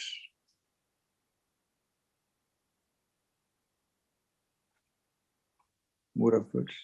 Yes. So yeah, just upwards. Now this is my application for direction to the court that to direct the defendant to file a proper affidavit in terms of the Commercial Code Act Order 11. Now read my application.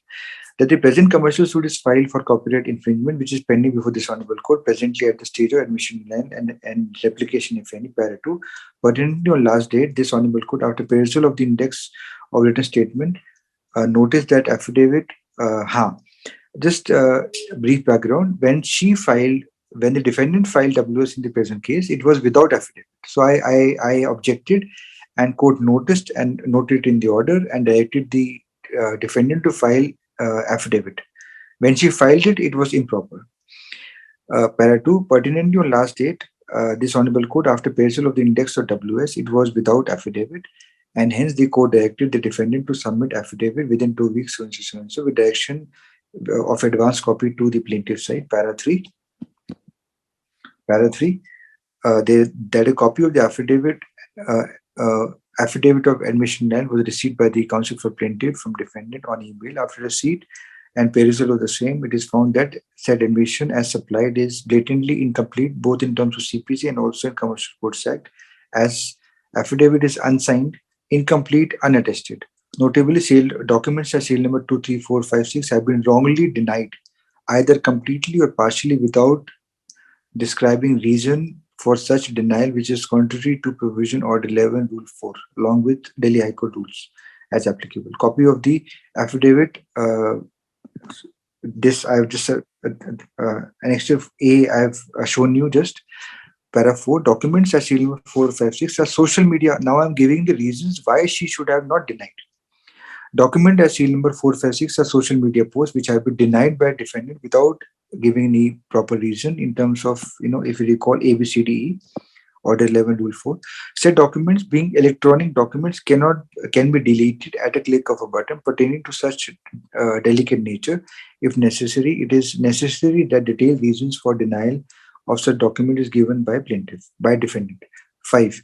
To buttress this above submission, plaintiff regarding bare and unsupported denial as set out in sub-rule 3 of Rule 4 Order 11, as I just referred, it would be profitable to refer to the judgment of Burger King, which I just referred at paragraph 31. The documents under commercial cannot be blatantly denied, as a practice adopted by parties to deny in general all document of the opposite side has been the bane of adjudication. I've just referred to the language of the judgment. Admission denial ought to be fair, again the same language. Now you scroll down further. Now para 6, it says further mandate of Order 11 in that each party shall give reasons for denying a document under any has to be specified, and bare unsupported denial shall not be deemed to be denial, and proof of such documents may then be dispensed with at the discretion of the court in terms of, as I referred you, Rule 6. Equally, in the event that court holds that any party has unduly refused to admit a document, under any of the category, then the consequences shall follow as provided under sub rule 6 of rule 4 or 11. As I said, then improper denial should mean that the documents are deemed to be admitted by plaintiff and documents of plaintiff are deemed to be admitted by defendant, which means that the trial will cut short, the issues will be less framed, and ultimately the speedy disposal of the suit. This is the purpose of the entire exercise of admission denial. Now, I just scrolled on further. Now, despite filing this application and despite giving an opportunity by the court to the defendant, again they filed a loose and improper affidavit. Just scroll down. Again, I will. This application, the reply defendant gave in a very convenient manner without talking about the issue. Just scroll down. Reply to this application. Affidavit. No. Just scroll down further. Reply filed by defendant to my this application of improper admission denial.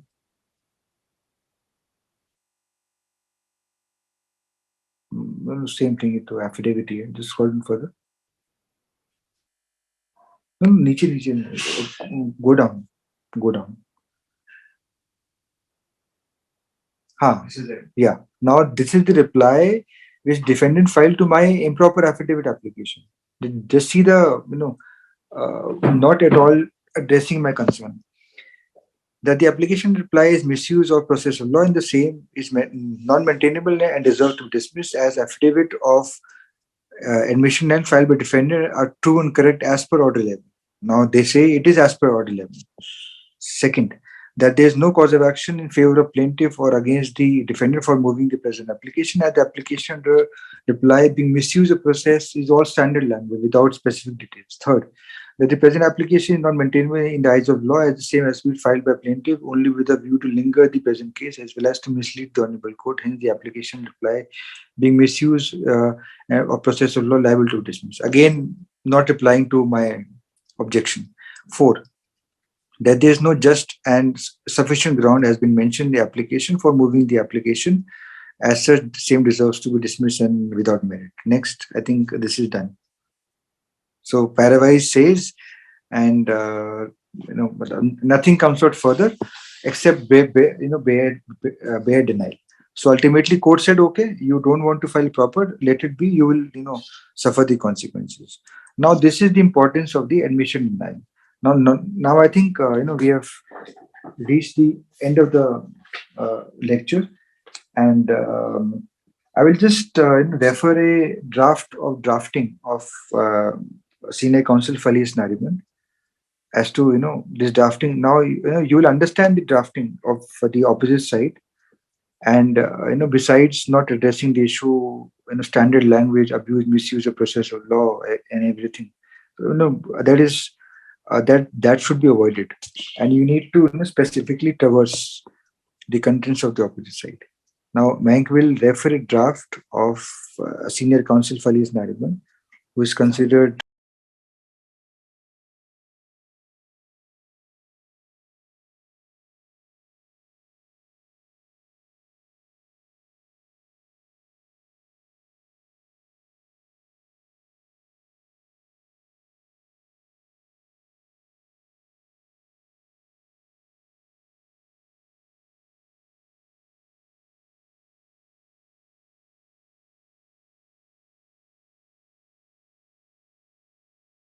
all a brief idea as to what a commercial suit looks like. 2, what is the meaning of admission denial? 3, how do you do admission denial? 4, what are the rules applicable under Order 11? How do you admit or deny the document itself, the contents and everything? And lastly, the case law of Delhi High Court, which is quite relevant to understand as to what you should deny, what you should not deny, and what reason you should give. And reasons are very important in commercial suits, because earlier what used to happen was in ordinary civil suits, all the parties, as a matter of practice, used to do, barring few exceptions, used to blatantly say deny, admit, and ultimately what happens was plaintiff, all documents are denied by defendant all documents denied by plaintiff. Therefore, ultimately nothing is admitted, and all the facts are disputed of the entire case, which means long list of issues are framed, and parties keep on proving their respective issues as per the OPP and OPD, as we discussed yesterday, and which ultimately results in long protracted civil suits, as we normally say that civil suits take time, and this is the reason. So commercial suits is an exception to it, and the High Court views this very seriously, that you have to properly admit or deny, and that is what we have tried to communicate today by way of this lecture.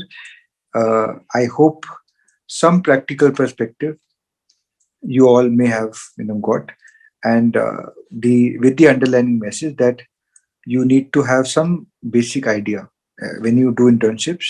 You should try to understand the basic procedure, which is beyond the legal knowledge, and that it was my endeavor to the extent, barring few interruptions today, and that is it.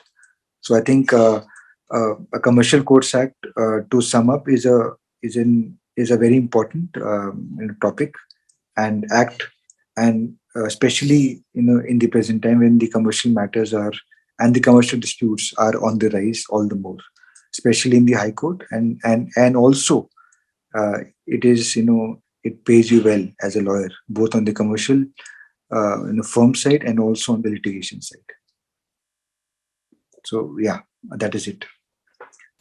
So whatever queries you all have, yes, you can just ask, and I will try to answer. Thank you so much, sir, for such an enlightening and intriguing presentation on Commercial Courts Act through the lens of copyright infringement. We really appreciate all the mysterious case studies to help us clarify the subject matter. If any one of the participants has any question, please feel free to raise your hand or put your question on the chat box.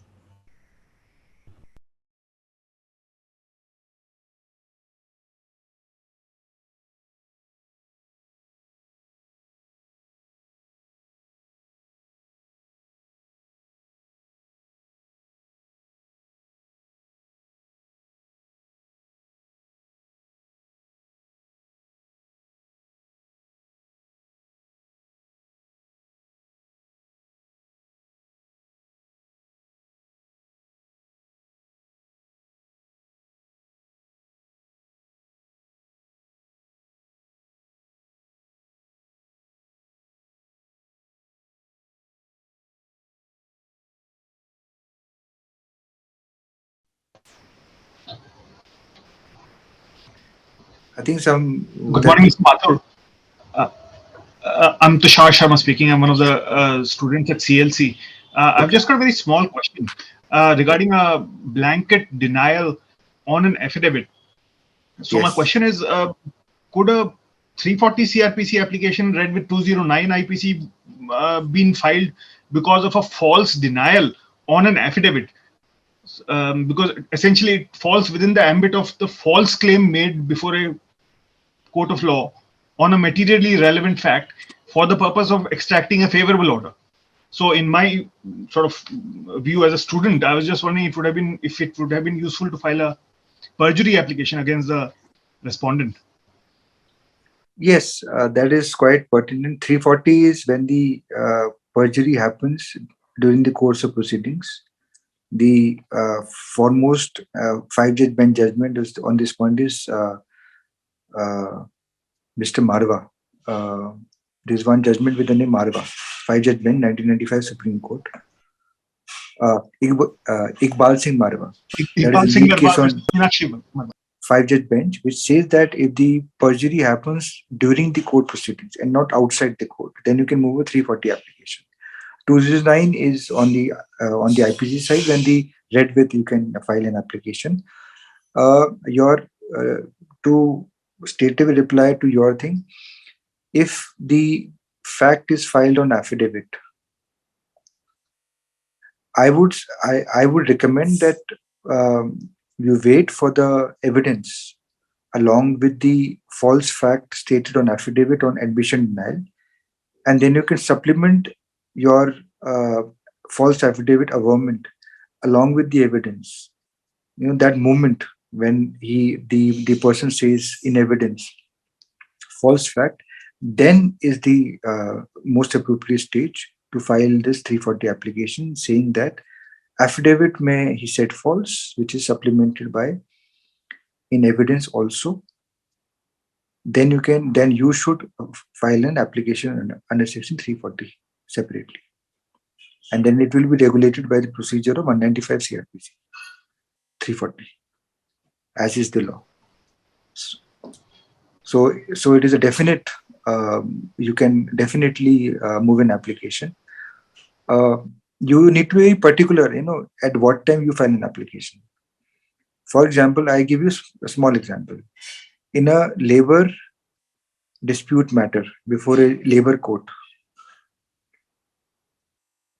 I am for a particular school. One of the school drivers file a claim dispute, industrial claim in a labor court, saying that he has not been paid the entire salary, and he be paid as per the 6th pay commission or 7th pay commission, as is the case. Now he said in his plaint that I received 6,000 rupees salary per month. My case was he received 11,000 rupees salary in his account through bank statement. So in my WS, I filed my reply that he says 6,000. No, it's not correct. He received 10,000, and this is the bank statement enclosed with the WS. Now, similar to your situation, I have caught him. He's saying false. I have a bank statement wherein the money received by him from the school designated account. Now I wait for the cross-examination. When he comes, he's a plaintiff. He will come in the witness box. When he comes in the witness box, I ask him a question based on my line of defense, and he will depose on his line of defense. I ask him, I put it to you that you received 10,000 rupees per month as salary and not 6,000 rupees per month.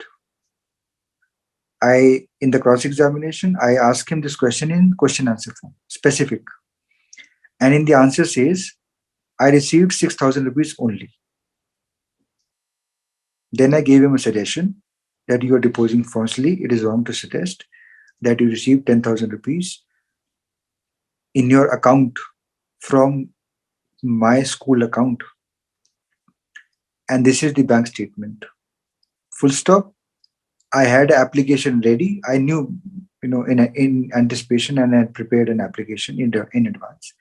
The moment he said this answer, I stopped the proceedings. I move in 340 application, similar to what I suggested you, and he was prosecuted. So it is very important at what stage and the timing of the application. You have one thing in your hand, that affidavit. Just wait for the appropriate time also. It would be double proof and he will have no escape. Because if you file at the affidavit stage, he may still clarify. So if there is no scope for clarification, then you may take a chance and file after the affidavit, provided you have some documentary evidence which you have already filed on record in that particular case. Then it would be fruitful to file there and then after the false denial. Otherwise, you will wait for the evidence. So that will be my answer to your query. Thank you very much, Advocate Mathur. So I have a question. So what is the importance of statement of truth in written statement? Can you please elaborate on that? Yeah, statement of truth is basically a new edition under the Commercial Codes Act, Order 6, Rule 15A capital, along with Order 1, Rule Sub 3, some provision. It basically, you have to state in person and verify the correctness of the contents. Content means each of the word of the plaint. And this statement of truth, each page has to be signed. Unlike some other, other affidavit wherein you have to only sign towards the end by saying deponent deponent. In this, you have to sign on each page of the statement of truth. It is an added caution because to dissuade dishonest litigants from filing commercial suits. And in extension of that, a pleading or plaint in a commercial suit is also signed on each of the pages, as opposed to a normal ordinary civil suit. So that is the difference and the emphasis, because you don't want to, you want to cut short the litigation commercial side, because in commercial matters, multinational companies are involved. If they get the impression that, India mein bade suit file kar do and you keep on dragging for long. So what the government and the court wants to give an impression to the outside world is that in commercial matters, our courts have speedy disposal, and hence to achieve that aspect, you cut short the litigation by having strict rules. Because please remember that in India, the implementation is a problem.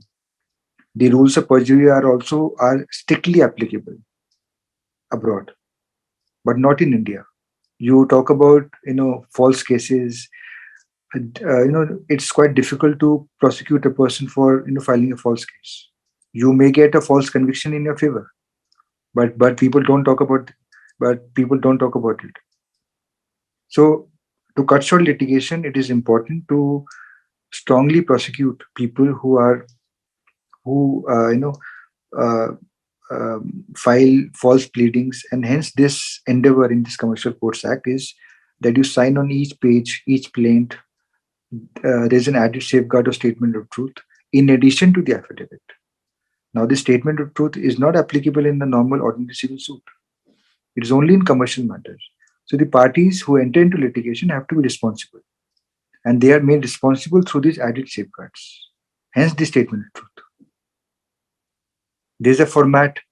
If you have a Bare Act of Commercial Courts Act, there's a separate format given in the towards the end in the form as to what are the contents of statement of truth in a Commercial Courts Act. And you read the contents, you will understand what I'm saying.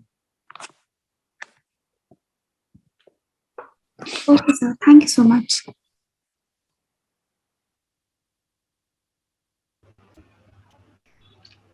Anyone else would like to ask anything? So we have a question on the chat box. I'll just read it out. Is the similar admission denial process followed in other civil suits as well? As I said, in ordinary civil suits, specific, actually, it depends upon the lawyer also.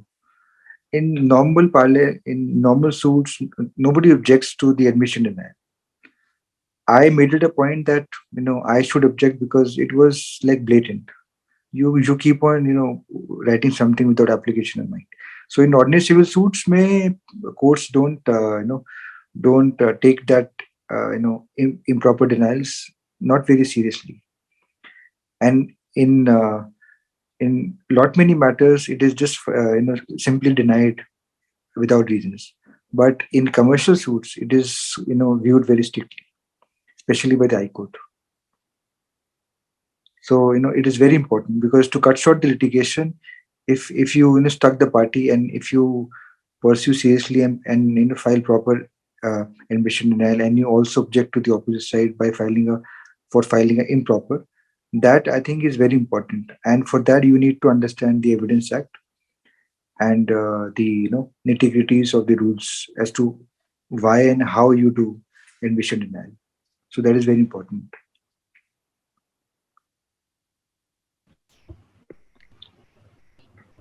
So the next question is, in the copyright matters, similar to the one which you've shown us, Yeah. how does the plaintiff determine the damages? Also, is he or she liable to prove it to the court when objected? Yes. So this question is in three parts. How do you determine damages? How do you prove? And how the opposite party may object. When you draft a suit, you have to foresee that if you claim damages, what documents you require. How do you prove? How do you prove is the plaintiff may show that he was earning, this suit was filed, let's say, in 2020. And plaintiff may show through documents, through bank statement, through receipts, through online social media posts that he was earning 15 lakhs in 2015. Now, from 2017 onwards, when the defendant started copying, his revenue or receipts came down drastically to 2 lakhs. So that is the damage. So the damage is from 15 to 13 lakhs damage. So documents need to be filed along with the plaint in advance, in anticipation, by thinking that your mere self-serving statement that you claim 1 CR, 2 CR without any documentary proof. So damages you prove through documents, and those have to be on record along with the plaint. Now this is first. Second, opposite party may simply say to object that I deny that I have to pay 13 lakh rupees of damages or whatever is the amount. And his denial will mean that the onus is shifted on me as plaintiff to prove the quantum of damages through documents.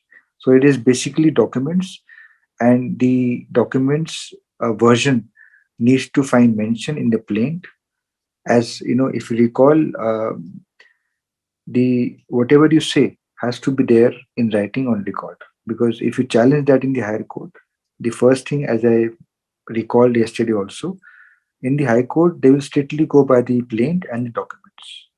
If you speak anything beyond plaint or beyond documents, then court will say, I can't see beyond documents, hence your submission can't be appreciated, and it will be rejected.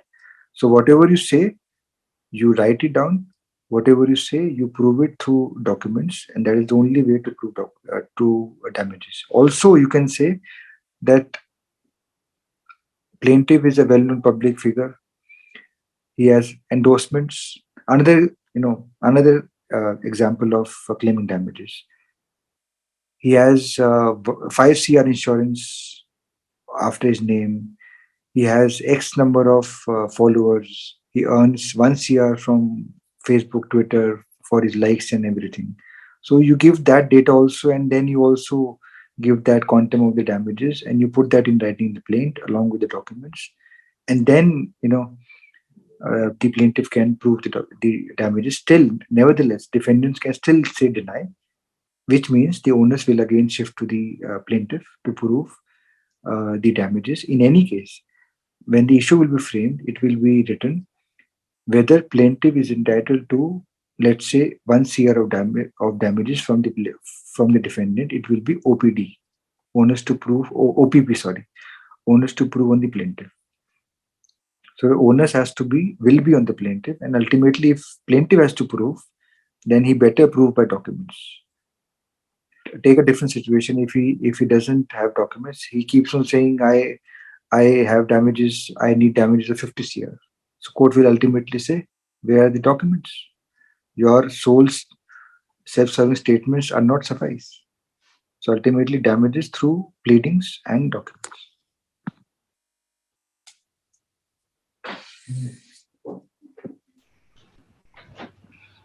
Thank you, sir. We have one last question from the Facebook Live asking about the scope of pre-institution mediation. Yeah, that is part of Section 12A. That is made mandatory in commercial suits at the moment, except where you can, as there's some sub-rule there, Section 12A capital of the Commercial Courts Act.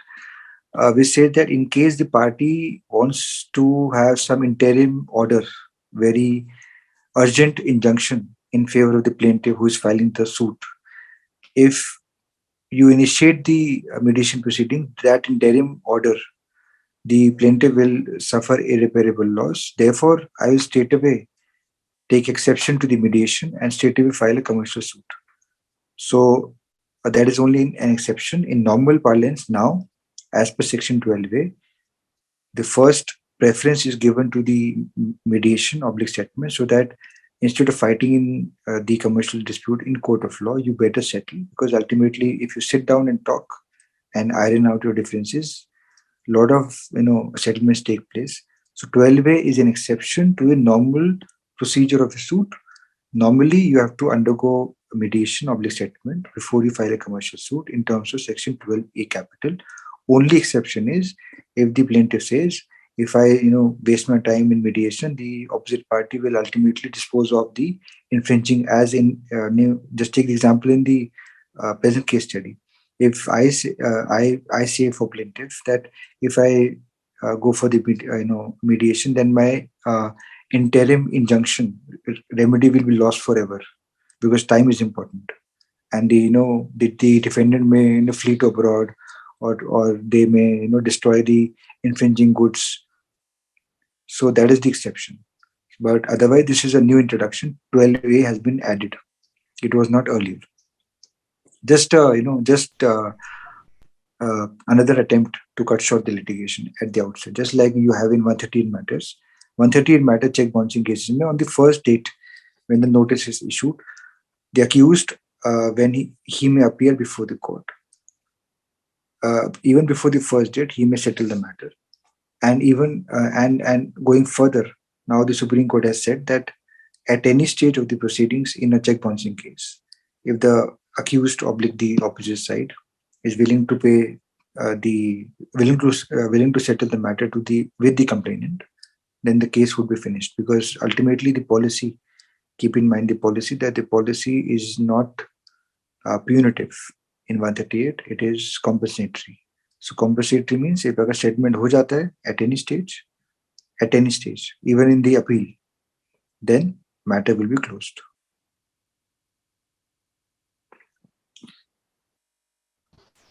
Sir, if you don't mind, I have one very small question.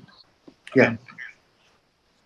In the application which you had shown to us very kindly, that the person who has falsely or blatantly denied the social media posts, had that actually happened, what would have been the remedy for the plaintiff? In the sense, either is it destruction of evidence, or is it summoning the social media officers to prove the deleted documents were actually there and now they've been deleted? What would have been the remedy for the plaintiff if the respondent actually deletes those social media posts post initiation of the suit? Yes, that is quite important question. I also faced that situation. What I did was, when I filed the suit, before filing the suit, I had copied the URL link of each of the posts. Now, every Facebook post, every Twitter post, or WhatsApp, whatever, every post has a URL, each URL link, which corresponds to each of the post. Now we knew that the moment, because the account is of the opposite side, we have taken screenshots and filed those posts in which they are caught performing our own plays with their own photo, with date, with venue, everything. So they can't deny. Now they've wrongly denied it. So that objection will again, because ultimately the court gave an opportunity to the opposite side that you file a proper affidavit. Now you saw the reply. That reply was as if the plaintiff has made some mistake by filing the application. So that didn't deter, and actually court gave them an opportunity. Now my next remedy would be, if you must have noticed in the para, in that application itself, para 203, I mentioned that the document, the evidence oblique document or post in the form of post is in documentary online form, and they may be deleted by the click of a button. That word was mentioned. I argued that matter, but then court said, we will see. Actually, the the code is on the what do you say, on the slower side. So in that thing, I tried my best, but court did not find favor with me. Now my next remedy would be at the time of the framing of the issues. So regarding the deletion, I have saved my URL link. So even if they delete, I can still I have the soft copy, paste all the posts pasted on a piece of paper on a Word document with the URL link.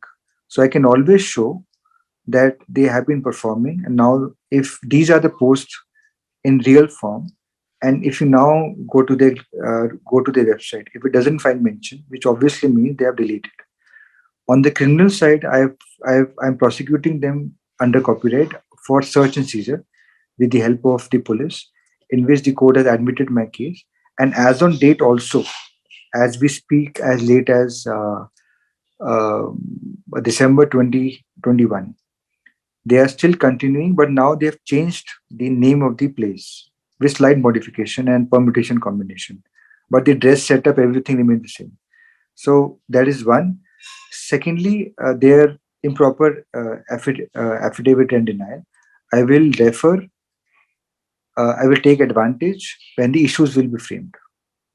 When the issue will be framed, I will try to put the onus on them because they have improper denial, as I said in the application, as per law, also Delhi High Court, Burger King being the lead case, and especially in electronic form, especially the uh, legal notices, reply, copyright certificate, copyright application. These are all public documents.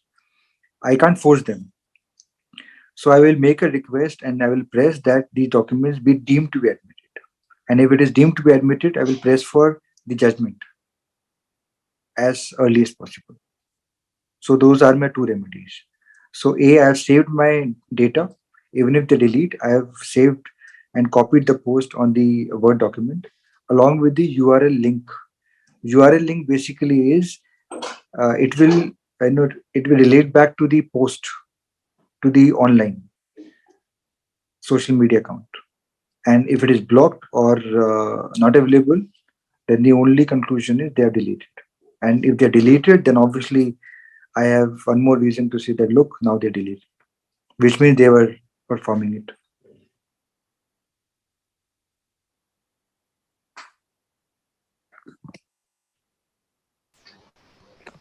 Thank you, sir. Do we have any more questions?